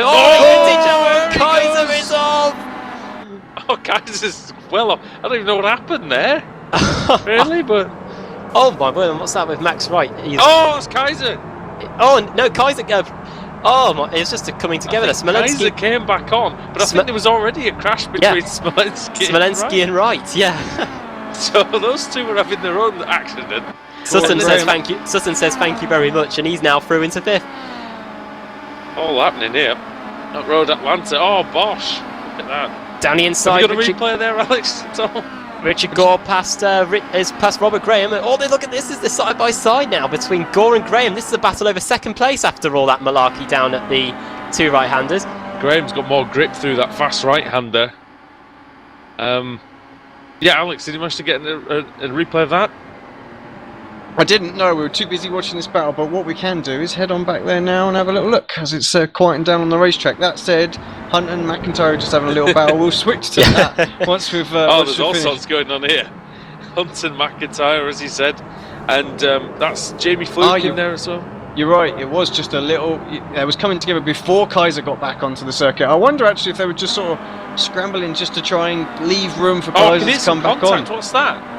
Is that a blown engine I could hear? Yes, it's a blown engine for Robert Graham. Curse the commentator. Dear me. We'll see if that's the result of anything. It might have just been... Did he hit anything? I don't think he did. If that's anything like what happened to me... I was... Oh, you know what? It's exactly the same thing. He was going slow through the left-hander. It's exactly the same thing as happened to me in the Club Series. Going through the left-hander... Sorry guys, Plumley on Richard Gore for 2nd place. 2nd place then on the track, Rob Plumley and Richard Gore. Richard Gore's having his best race in his career in the BSR TC. Down the inside, and there's a bit of contact there. And then more contact as we head up the hill. And here comes Ashley Sutton. Sutton, here he comes. Through into 3rd place past Plumley and through into 2nd place past Richard Gore. I think Gore hit him more than anything else there, but Sutton going for that gap, and he's going to set off after Kip Stevens. I don't think even he's got the time to do it, but who knows? Those Plumley's down the inside. And he tries to get a bit of revenge on Richard Gore. Gets through, and now the other Laser Tools car, Alexander Smolensky, is going through. Richard Gore down to 5th now, and here comes Stallion Chepelevsky. Big improvement from Laser Tools this season, though. And at the back end of last season with Smolensky. It's really when Smolensky joined the team, Adam. Yeah, Smolensky joined after Oven Gleam Racing disbanded, really, and it really helped his season. I think he'd only taken 1 win up to that point. That's the 2nd mention. That's the 3rd or 4th mention Oven Gleam Racing got tonight, and they're not even on the grid anymore. Laura Bond is going through on Scott Malcolm. That's another Laser Tools car battling away there. Laura needs a good race. She just hasn't had one for a little while now. Down the inside there into the right-hander. I heard some contact, but I don't think it was between those two. May have been. I wonder if Kraft just tapped the back of... Oh, battles Malcolm's up front, apparently. Looks like there is battles, because Smolensky has just got past Plumley, I do believe, as we head... Yeah, and Chepelevsky's got past Richard Gore, so Richard Gore down to 6th place. Not a good lap for Richard Gore. And Daniel Simpson in 7th place then. He's just taken... In fact, that's Jay Wright, who's been lapped down now then. Leggett and I think that's... No, that's Simpson, who's actually had a problem, hasn't he? Dropped down. Oh, yeah, I was saying James Leggett was having a good battle with Paul Smith there as well, just coming through the final corner. And there's a glazing car there. Yep, Hackerson. Yeah, Hackerson. of Ben Hackison. He's Smolenski's closest challenger in the championship, so I think Smolenski's third place at the moment is definitely going to horse off the attack from Hackison there, going into the final race meeting of the championship. Of course, we've got one more race after this. James Leggett, of course, Club Series driver, who's not done. If he's raced in the BSR TC before, it's not actually been many times. So Leggett giving a good account of himself here, raced against him very closely, almost too closely on some occasions this season, but good driver, and I expect we'll see more of him at some point. Just going back to the Graham blown engine quickly, as in fact Chepelevsky's going down the inside of Plumley. I'll see what happens there first. And he's gone too deep. Chepelevsky, yep. And Gore's going to go through, is he? Oh, very, very close there, but Richard Gore with just enough room to sweep round the outside and the momentum, Alex, to keep it. Yeah, that's the important thing, really. If you get that run, as we saw with Sutton just a couple of laps ago, it's very difficult for the cars to defend there. So there's battles going on all over the place. Dan Craft's closing on Scott Malcolm as well. They're just a tenth of a second apart as they come across the start-finish line. Hackison's right behind him as well. Oh, Hackison trying to go around the outside of the first corner as well. I'll tell you what, the battle for second place isn't over either, because Smolenski was half a second quicker than Sutton on that previous lap, so he's closing in. But can he actually get up into second place before the race is over? Kip Stevens is going to win this, barring an absolute disaster for him. Just the back straight, the chicane, and the last corner to go. Let's look at this battle between Kaiser and Cunniff. That one's going to rage until the end as well. Richard Gore trying to hang on to the top five, Adam, as well. Yeah, Richard Gore, this will equal his best place finish in the BSRTC. Of the season, actually. In fact, so I should apologise for that. It's his best finish of the season. But unfortunately, he's just lost the place. Yeah, to Stalin Chepelevsky. And through the final corner comes Kip Stevens, who takes yet another victory in his career. Through, and he takes it by just over 2 seconds from Ashley Sutton and Alex Smolenski, who's closing in massively at the end. Plumley in third, and a very close battle on the line between Chepelevsky and Gore. And with Simmons only 3/10 behind them, Kaiser and Cunniff, and then McIntyre in the top 10. Rest of them streaming across the line now. Jamie Fluke 11th, actually, there, Adam. So much higher than Baker again. Yeah, high finish for him. David Baker, where did he finish? He'll probably have to hope for a reverse grid. 22nd. So we'll be hoping for a medium to large size grid to help him get back, as McLeod Evans comes across the line in 28th, followed by Steve Richardson, and that's the last cars. Those last two cars on the lead lap. So another fantastic third race. Poor Robert Graham, though. Let's let you finally finish the story of what happened to you, Andrew. Well, no, it was just the Club Series race. It was virtually the same thing. I was coming through the left-hander, and I was a bit slower than the car behind. Got a little tap, and in the sort of confusion, in trying to save the car, I downshifted. I don't know why. But then I blew the engine. I wonder if the same thing happened to Scott Malcolm, because he got a slight tap through that very same corner. And if he unsettled the car, I don't know, he maybe just panicked a little, downshifted, tried to control the car. It may have just been that, Alex. I'm not actually sure. It's hard to tell, really. It just seemed to. Copy. I mean, the engine is sensitive and just on cue. Kip Stevens did exactly the same thing. You know, you can deliberately do it. They do go pretty easily in this Kia Optima. So, yeah, just got to be careful with it, I guess. But I mean, I don't think it's not like Robert Graham has blown any engines before in this series, really. He has. I don't remember any, but just a shame, really. Such a good race, and for it to end with nothing really coming from it, Adam.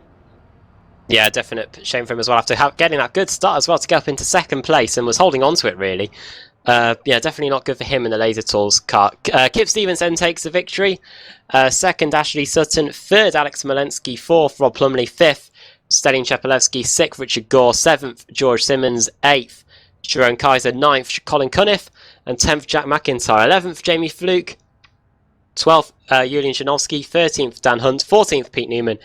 15th was Nathaniel Simpson, 16th Jay Wright, 17th Andrew Whitehead, 18th Laura Bond, 19th Dan Craft, and in 20th it is Scott Malcolm. 21st Ben Hackerson, 22nd David Baker, 23rd James Leggett, 24th Paul Smith, 25th Jonathan Taylor, 26th Max Wright, 27th Cesare Rizzo, 28th Craig McLeod Evans, 29th Steve Richardson, and in the cars one lap down or more, Robert Graham in 30th, 31st Simon Field, 32nd Nick McCarron, 33rd John Roberts, 34th Rick Scott, 35th Jason Rowe, and 36th the car that was off in the S's on lap 1, Andreas Katz. Yeah, not a good race for him, Alex, getting the Armco barrier in the face. No, not at all. Exactly the opposite of what he wanted, for sure. So now, the Wheel of Fortune will turn for the final time tonight. Yes, indeed. Let's have a look at the contenders. Jay Wright, Andrew Whitehead, Laura Bond, Dan Craft, Scott Malcolm, Ben Hackerson, David Baker, James Leggett, Paul Smith, Jonathan Taylor, and Max Wright. That'd be good if Paul Smith gets a little bit of luck and gets on the pole position. Our colleague, of course. Right, here we go then. Final time. Do you have a Paul Smith button? Pushing the pedals. We'll see if they work. That's the secret. What was Paul Smith? Speeds it up. Paul Smith is 24. Well, no, we missed it by 2. 22nd it was, I'm afraid. And David Baker is doing a merry dance. He's on pole. He's doing the reverse grid dance. He's on pole position for the fourth and final race of the evening. Hackerson second, Scott Malcolm third, Dan Craft fourth, Laura Bond fifth. Yeah, so that should be actually really interesting. Adam, just to look at your favourite start, of course, of the cars finishing inside the top 10 who started there. We have 5 drivers managed to maintain their top 10 positions. That's pretty good. Not bad at all for a third race, a reverse grid race, of course. Cheplewski 11th on the grid, so not quite for him, but nobody who started outside the top 20 actually finished in the top 10. And actually, that does say quite a bit, Alex, about Road Atlanta and its characteristics, really. Exactly. I mean, it's difficult to overtake. Good racing. You can defend as well. The corners lead into each other as well. So you might lose it on one corner, but you can get it back on another. And that's why the guys were able to sort of hold on to their top 10 starts. All right, so we look forward very much to the final race of the evening. Don't go anywhere, we still have some more action to come from Road Atlanta and the iRacing British Sim Racers Touring Car Championship. Andrew Woodhouse, Adam Bath and Alex Simpson will all be back after this break.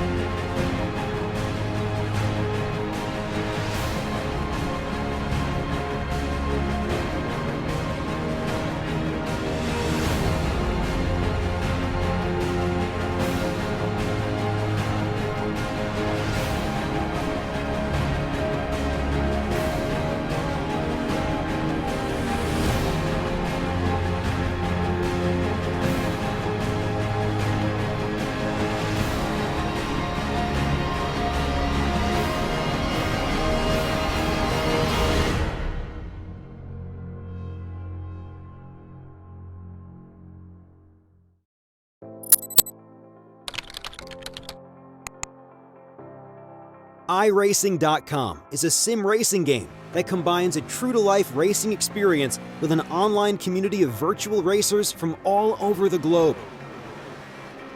iRacing offers a multitude of officially licensed cars and tracks, laser scanned with millimeter accuracy. Their car models and mechanical systems are based on real-world physics and engineered in cooperation with manufacturers and race teams. iRacing's web-based interface allows members to compare stats and test drive any combination of car and track instantly. Their skill license system ranges from rookie to pro, ensuring members are always pitted against those with similar skill sets. Members are able to sign up for a weekly race series, compete in time trials, host a private race with friends, and participate in racing leagues created and run by the community. With over 60,000 members, iRacing works in partnership with renowned motorsport organizations like SRO Motorsports Group to deliver virtual races based on the real-life Blancpain GT series. iRacing's Blancpain Endurance Series features team racing, giving members the ability to build a team and participate in races ranging from 3 hours to 24 hours. Additional partners include NASCAR, IMSA, V8 Supercars, IndyCar, allowing members to race in their very own 24 hours of Spa, Bathurst 1000, Daytona 500, and many more. iRacing.com, delivering the most authentic racing experience short of getting into a real race car.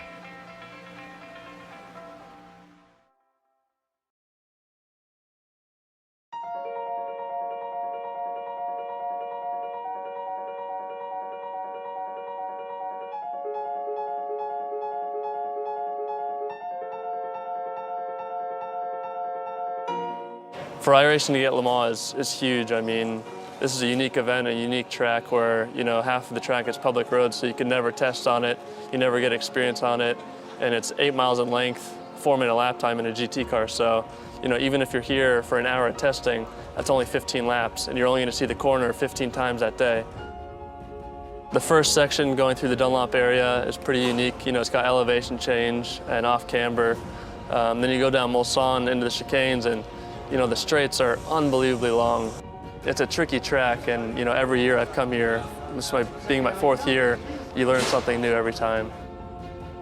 We've wanted to add Le Mans to iRacing for a long time, and we've really been working hard towards it for the last 5 years. But really, things only came together in the last week leading up to this race, so it was a real scramble to put everything together. The majority of Le Mans is public roads. So when they're preparing for the 24-hour race, it's really the only time that we can visit to laser scan and photograph the track so that we can recreate it in iRacing.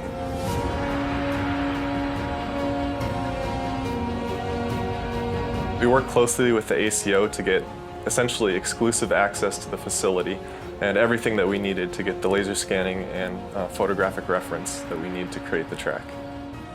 We were very fortunate to be at Le Mans at the most important time of the year and gain that experience of being there. And we're going to really do the best we can to put that into our work and making sure that the Le Mans in iRacing is the best Le Mans, the most exciting and accurate recreation of the track possible.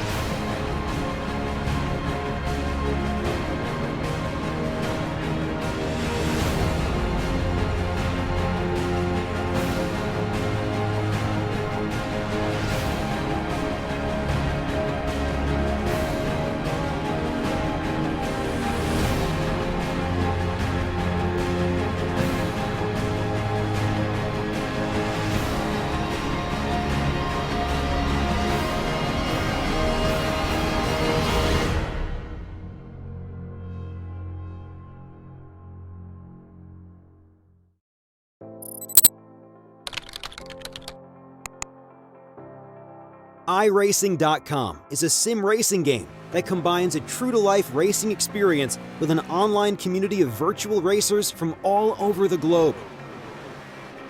iRacing offers a multitude of officially licensed cars and tracks, laser scanned with millimeter accuracy. Their car models and mechanical systems are based on real-world physics and engineered in cooperation with manufacturers and race teams. iRacing's web-based interface allows members to compare stats and test drive any combination of car and track instantly. Their skill license system ranges from rookie to pro, ensuring members are always pitted against those with similar skill sets. Members are able to sign up for a weekly race series, compete in time trials, host a private race with friends, and participate in racing leagues created and run by the community. With over 60,000 members, iRacing works in partnership with renowned motorsport organizations like SRO Motorsports Group to deliver virtual races based on the real-life Blancpain GT series. iRacing's Blancpain Endurance Series features team racing, giving members the ability to build a team and participate in races ranging from 3 hours to 24 hours. Additional partners include NASCAR, IMSA, V8 Supercars, IndyCar, allowing members to race in their very own 24 hours of Spa, Bathurst 1000, Daytona 500, and many more. iRacing.com, delivering the most authentic racing experience short of getting into a real race car.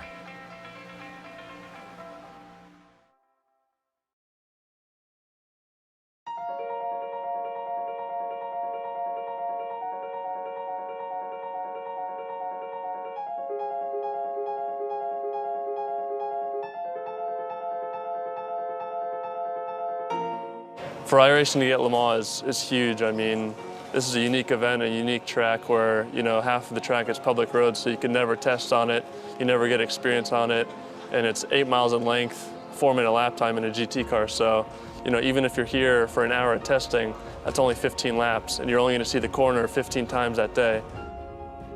The first section going through the Dunlop area is pretty unique. It's got elevation change and off camber.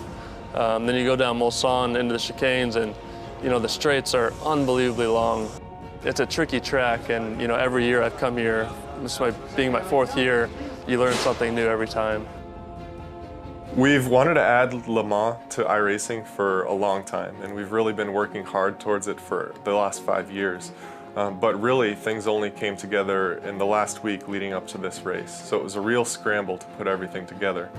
The majority of Le Mans is public roads, so when they're preparing for the 24-hour race, it's really the only time that we can visit to laser scan and photograph the track so that we can recreate it in iRacing.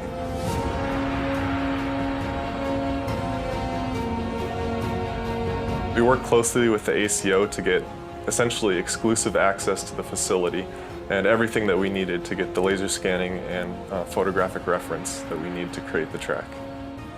We were very fortunate to be at Le Mans at the most important time of the year and gain that experience of being there. And we're going to really do the best we can to put that into our work and making sure that the Le Mans in iRacing is the best Le Mans, the most exciting and accurate recreation of the track possible.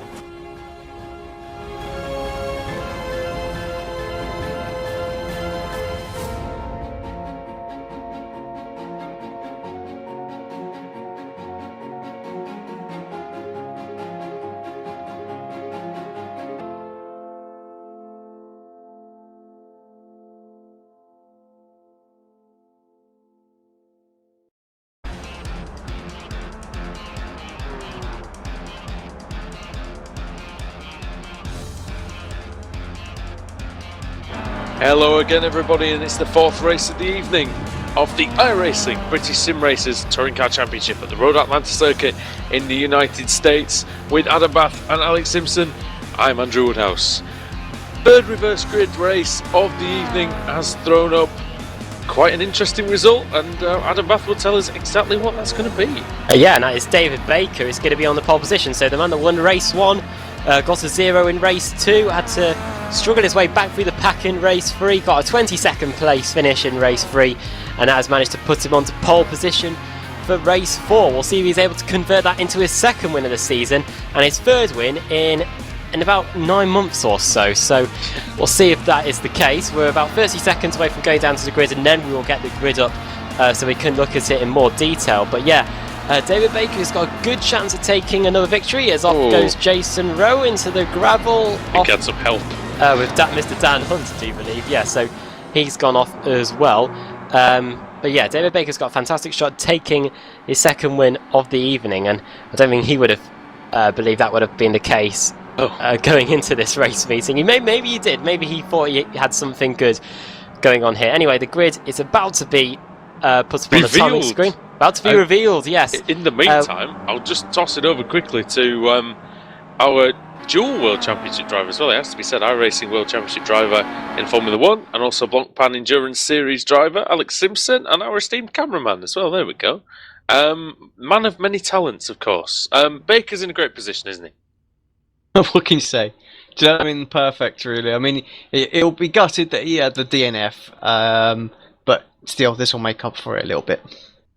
All right, so the top 10 on the grid for this one: Dave Baker, Ben Hackerson, Scott Malcolm, Daniel Craft, Laura Bond, Andrew Whitehead, Jay Wright, Nathaniel Simpson, Pete Newman, and Daniel Hunt. Adam, very, very quickly, a prediction. Who's going to win it? Well, I don't want to say Baker. As much as I like David Baker, it'd be a bit too obvious for that, wouldn't it? I'll say Dan Craft. I'm going to say Baker. I'm going to say Baker. Oh, there we go. So, shall I just say Baker as well? we're almost ready for the start. Why not? Bet on number 6. Lucky 6. The red lights are on. Now the green light is on. Baker on the dirty side. Hasn't got a great start. Hackerson's got a really good second phase. Is he going to get alongside? And if not, in front by the time we get to turn 1. Ben Hackerson, eye glazing, 4th in the championship. Oh, he loses control.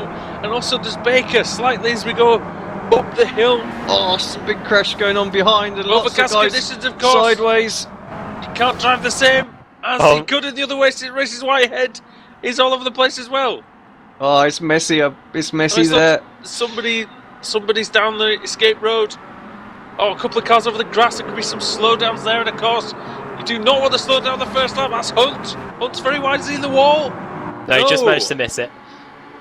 No safety car throw, no, so we are okay as we head down towards the right-handers. Simmons has got the slowdown from hell there. Oh, and Gore as well. Gore as well, yeah. And then 2. Oh, McCarran. No, sorry. The camera angle was foreshortened, and it looked like McCarran was going to plough right into the car in front, but he's actually nowhere near it. Rizzo side by side with Simmons, as Simmons is thinking, bashing wheel arches there. Oh, no.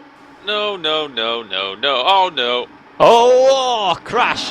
And that is Cesare Rizzo going for a ride there. He was with Simmons and Rizzo. And no, don't do that. Apex car, Richard Gord going so Kaiser!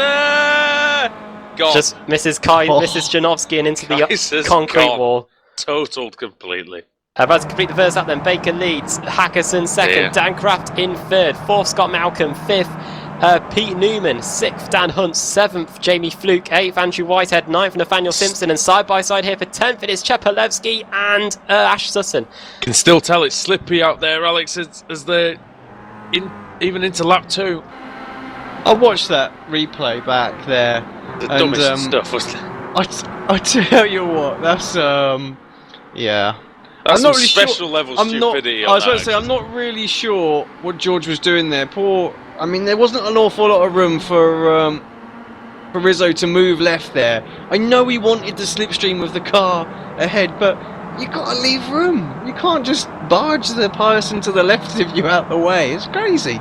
There was never enough room for that. So, dear, that was one of those accidents where you just shake your head, I think, and you move on, because we've all done stupid things like that. But when it happens, in a series like this, it sort of magnifies a bit, doesn't it, Adam, with all the cars involved and everything? But I think the iRacing physics don't help as well. Baker was under pressure from Hackerson, actually, but Hackerson was a bit deep into that chicane, so he's actually lost half a second on him. So he's now under pressure from Dan Craft, and then you've got a battle with Scott Malcolm, Pete Newman, Dan Hunt, and, well, almost Jamie Fluke involved. Hackerson slides the car through the first corner. More allows noises Kraft- from Adam Bath. Yeah, as the many noises, I think, tonight. I'm sure that the editing team will create a nice soundtrack for me afterwards. But Ooh, and that's Sutton and Czepelewski. They're barging each other. And Sutton's through, pushing Czepelewski out of the way, shoveled the Bulgarian aside. And now Czepelewski's going to try and get past McIntyre. Yeah, if he can, McIntyre's been very quick in this meeting. Hunt as well, side by side with Fluke, I believe. Yes, it is. Through the right-hander, and Dan Hunt just trying to get past as well. Hackerson's latched onto the back of Kraft, and these two have lost a bit of slipstream to David Baker, so they're going to have to try and work together to try and get back up to the Season 7 champion. At the same time, in the background, side by side, Scott Malcolm and Pete Newman. Hackerson definitely hasn't given up, Adam. With the right hand kink and down on hard onto the brakes into the chicane. Kraft is very late on the brakes there and is able to pull a few car lengths on the iGlazing car. At the same time, the Laser Tools car lost out there to Pete Newman. And now Fluke's going to try and get past Malcolm as we head down the hill and through the right-hander to start lap 4. Fluke got a great exit, but Alex, he really tucked up behind that car in front through that right-hander. There's really nowhere to go apart from follow it. Single file. Except now you can go down the inside if you want, but it's very tough there. Oh! And Malcolm just about keeps that on track. I mean, was on the we're very talking edge. about just. Such a great section of racetrack, you know, through the S's downhill, like you say, compressors at the bottom there. It's quite bumpy. The curbs are pretty violent, and then yeah, through the right and then the left. That final left as well before you get onto that little back straight. That is so challenging. Sutton has just taken quite an aggressive line through that last part of the S's, and now he makes it stick on Nathaniel Simpson. He's now onto the back of this train already of Whitehead, Hunt, Fluke and Scott Malcolm. Here comes Jamie Fluke then on Dan Hunt and on Scott Malcolm down the straight. Andrew Whitehead, I noticed, has got a new race livery this race meeting. Look at this, free wide nearly. Dan Hunt is trying to get past Malcolm and Fluke. This is so close. Heading down the straight. Who's going to be latest on the brakes? Malcolm's on the inside. Is he going to risk it? Risk it for a biscuit. Oh, who was that sideways? So Nathaniel I think Simpson that was possibly. Whitehead. No, it's Whitehead. Whitehead in the orange car. Gives the Oh, place sorry, up no, to you're Ashley right. It was Sutton. Simpson. My mistake. Loses out a few seconds or so. He's dropped off that pack. He's now under pressure from McIntyre. Oh, there goes Sutton.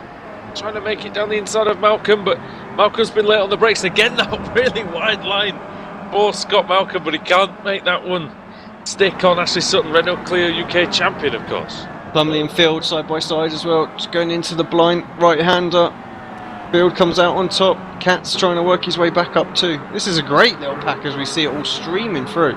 Field's made a couple of positions up on this lap, Adam. Some cars, have you noticed how some cars seem to be set up quite softly over the bumps? And that was, yes, it was. That was Simon Field nearly coming to grief again. Yeah, he's already done that once tonight. I'm sure he was pretty clenched there.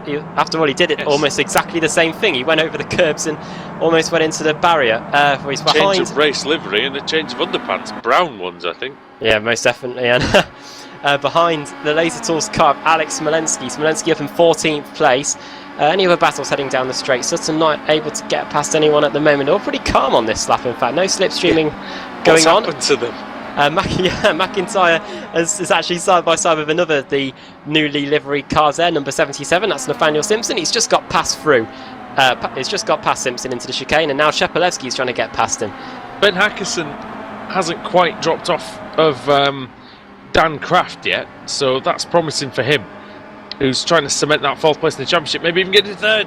And Jamie Fluke's lost control, and through goes Daniel Hunt. And is Sutton going to go through as well? Fluke has to get out of it. He's got a championship to win. Oh my! As Hunt and Sutton almost coming to blows. Now Fluke down the inside of Dan Hunt, but he's got the outside for the next part. They all sort each other out there, thankfully. Yep, and they sorted each other out without contact. And Sutton's off to bother Simon Field, which I'm sure he will very, very certainly. Oh, Pete Newman, sorry it is. Pete Newman up in 4th place. Lap times last time round at the front. David Baker 1:24.0.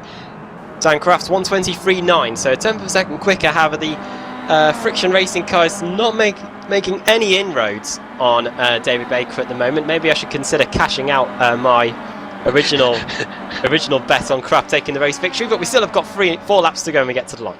Yes, because Ben Hackerson is definitely getting towards Daniel Craft, and Alex, you've got to think if Hackerson gets there, then that'll allow Baker to scamper off a bit more.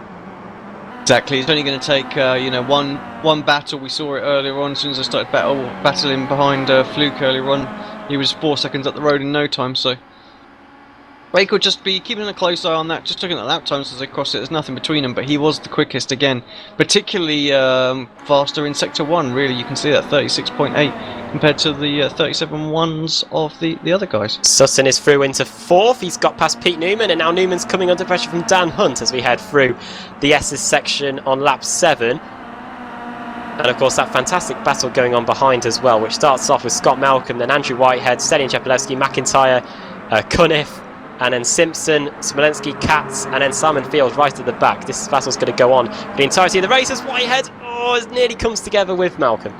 But Malcolm can't resist that attack. So through he goes, but Malcolm may have a go into the second part. You can get a move stuck there, but Alex, as you know from a lot of your experience around here, it's actually a blind corner, isn't it? The second right hand. Oh, very much so. You really can't. You just sort of got to turn in on blind faith and just hope that you're going to catch the apex just right.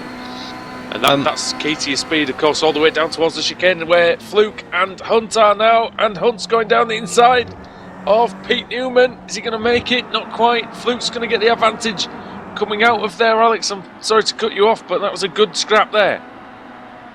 Just what I was about to say again, just switch the camera up to it, and yeah, great fight. I think you can see Jamie's just sort of, he wants to, the racer in him says, I've got to go for moves.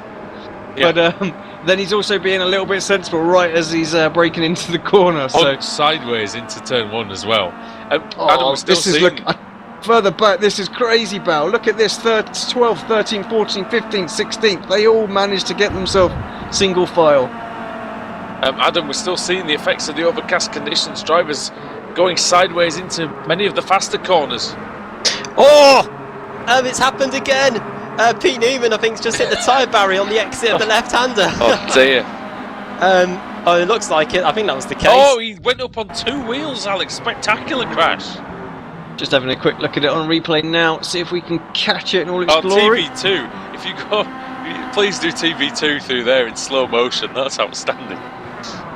I'm not sure I got the same one, but we'll see if we can make it happen. Here we go, slow motion. Oh yeah, that does look good. Oh, epic. Oh, he bounced sort of over the first curb, and then when he hit the gravel, Adam, sort of the where the service road meets, he just flung him up on 2 wheels. Did very well not to hit anybody else, actually. Yeah, managed to keep it on the grass on the inside there. It's still going. And it's still going, in fact, so it doesn't seem to completely render your race well. retirement. Baker's got some problems with his connection. He's bouncing all over the place. That isn't good with just 2 laps to go. The gap's down to 7 tenths. Just echoes of... Do you remember Simon Field at Monza? Yeah, Adam? Simon Field at Monza last season. Just a lap and a bit to go. Oh, it's blinking a little bit. Connection. The gap's coming down 6 tenths of a second now. Jay Wright's had a disconnection in this race actually as well. We've lost him. We've actually lost Robert Graham, Jay Wright, Laura Bond, Jeroen Kaiser, Rick Scott, James Leggett, George Simmons, Cesare Rizzo and Jonathan Taylor. Quite a few retirements then. David Baker leads then, Dan Craft second. Baker's car is all over the place. Third Hackerson, 4th Sutton, 5th Dan Hunt, who's under pressure from Jamie Fluke. Those two are going to be side by side, I think, this time around. Some people would have you believe that... Oh, Malcolm just got turned, sorry at the bottom, to cut you up. But yeah, that was Simpson and Malcolm. They're having a little battle there, and yeah, he's waiting for him actually. Meanwhile, they're side by side back still between Hunt and Fluke, down the inside into the chicane. Fluke has got the inside line, but Hunt has got the momentum round the outside. Very nice driving. Both Beautiful driving from both men, Alex. Yeah, still fighting side by side through the final turn. Oh, look at that. Fluke's a bit wide there. He's lost a position this time. Yeah, some people have you believe that disconnections and lag and things like that, you know, there's something that we shouldn't talk about in sim racing, but this is a huge thing, Alex. It's a huge determining factor of the race. Yep, just like you know, engine failures or anything like that. You know, internet reliability is important, and this is all.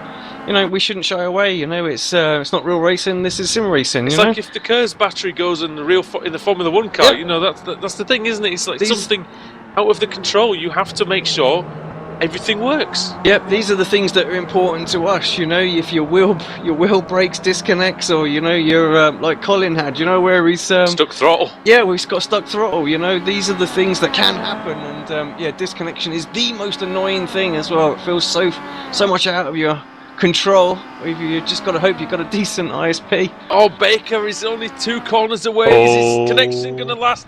Is his car going to last? Is Dan Kraft going to even manage to make a move? I don't think he is. Because round the final corner, Baker's waited a long time for a win. And he's going to get 2 if he can make it to the line. And he has. David Baker, by the skin of his teeth and his fingernails and everything else. Oh, this is great as well. Sorry, Chepelevsky in the hunt. Oh.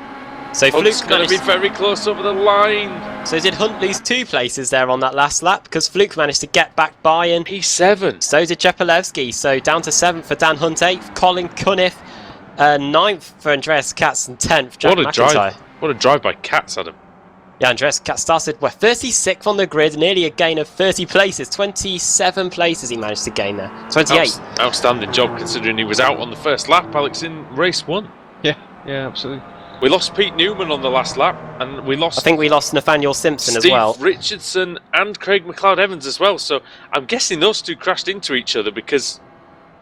Or at least they dropped all the way down the timing sheet. Oh, they've had a crash. Oh, and McLeod-Evans has lost control. Alex, if you can find that... See if we can get that back. Steve Richardson, he's going into the chicane, minding his own business. McLeod-Evans is about a second behind. And brakes on the grass and loses the car and slams into Steve just looking Richardson. at it now. Braking normally. Oh, he just puts. Oh, watch out! And he does his. And McLeod-Evans disqualified for that.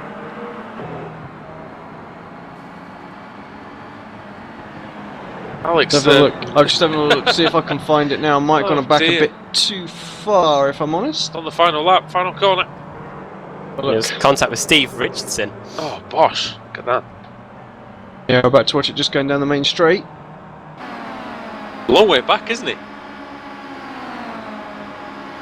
He is at the minute. I mean, I'm just thinking. I was thinking I'd gone back a lap too far or something like that. Oh dear, he's going to miss this by miles, isn't he? On the grass. Okay, I did go back a lap far.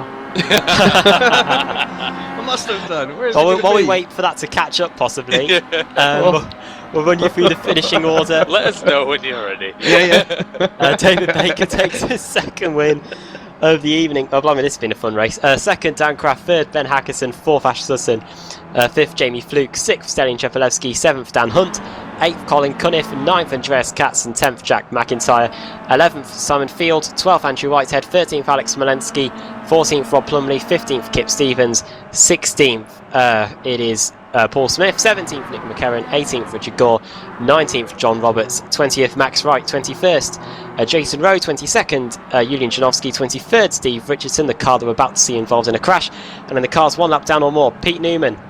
24th, 25th, Scott Malcolm. 26th, Craig McLeod-Evans. 27th, Robert Graham. 28th, disqualified on the last lap, Nathaniel Simpson. 29th is Jay Wright. 30th, Laura Bond. 31st, Jerome Kaiser. 32nd, Rick Scott. 33rd, James Leggett. 34th, George Simmons. 35th, Cesario Rizzo. And at the back is John Taylor. Here we go then, just in time. Time there rather well. He still looks a long way back. Let's just hope I didn't go back 2 laps or something crazy. Oh yes, oh you say on the grass, just bosh! Have it! Oh dear, poor Richardson, but Richardson would not have even thought that was going to happen. I tell you, he was so far behind, he wasn't even probably thinking about that. Whack! Yeah, Richardson did finish the race, but he did lose about, say, 4 places from that. He was 21st when the incident happened. And he ended up very finishing smartly 21st. decided to turn the other way because he wouldn't have got past a lot of that traffic. So, oh dear, poor Steve. There's nothing he could do either. It's one of those awful ones, really. Nothing McLeod Evans could really do. It was just a small mistake, and then that happens. 2 wins for David Baker then. Sadly, he's not going to do much for the championship. But he seems to have found some form here at Road Atlanta. He's looking to be good when we go to Twin Ring Motegi, a track that he won on, although it was the Oval, next week.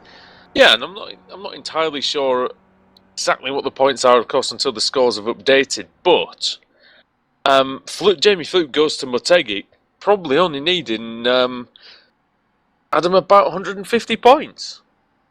Probably Basically not so, even that yeah. The points have been updated. I don't know, was this round 32? Yep.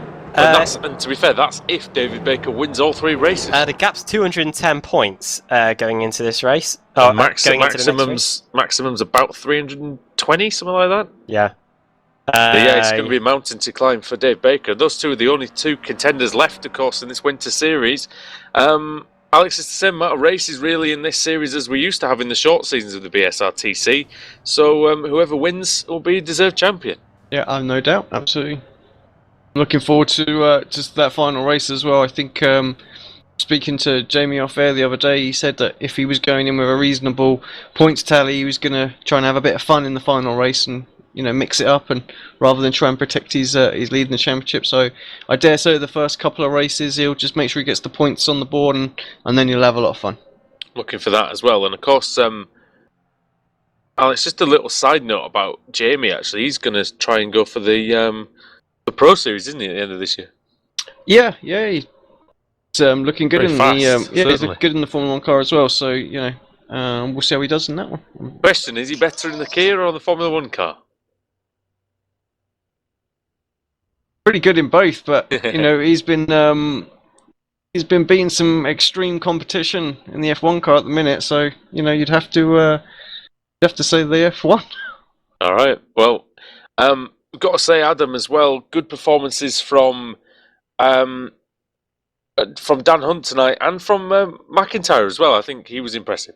Yeah, Dan Hunt always seems to do well in the North American races, and he's done so again tonight. Top 10 finish in this one.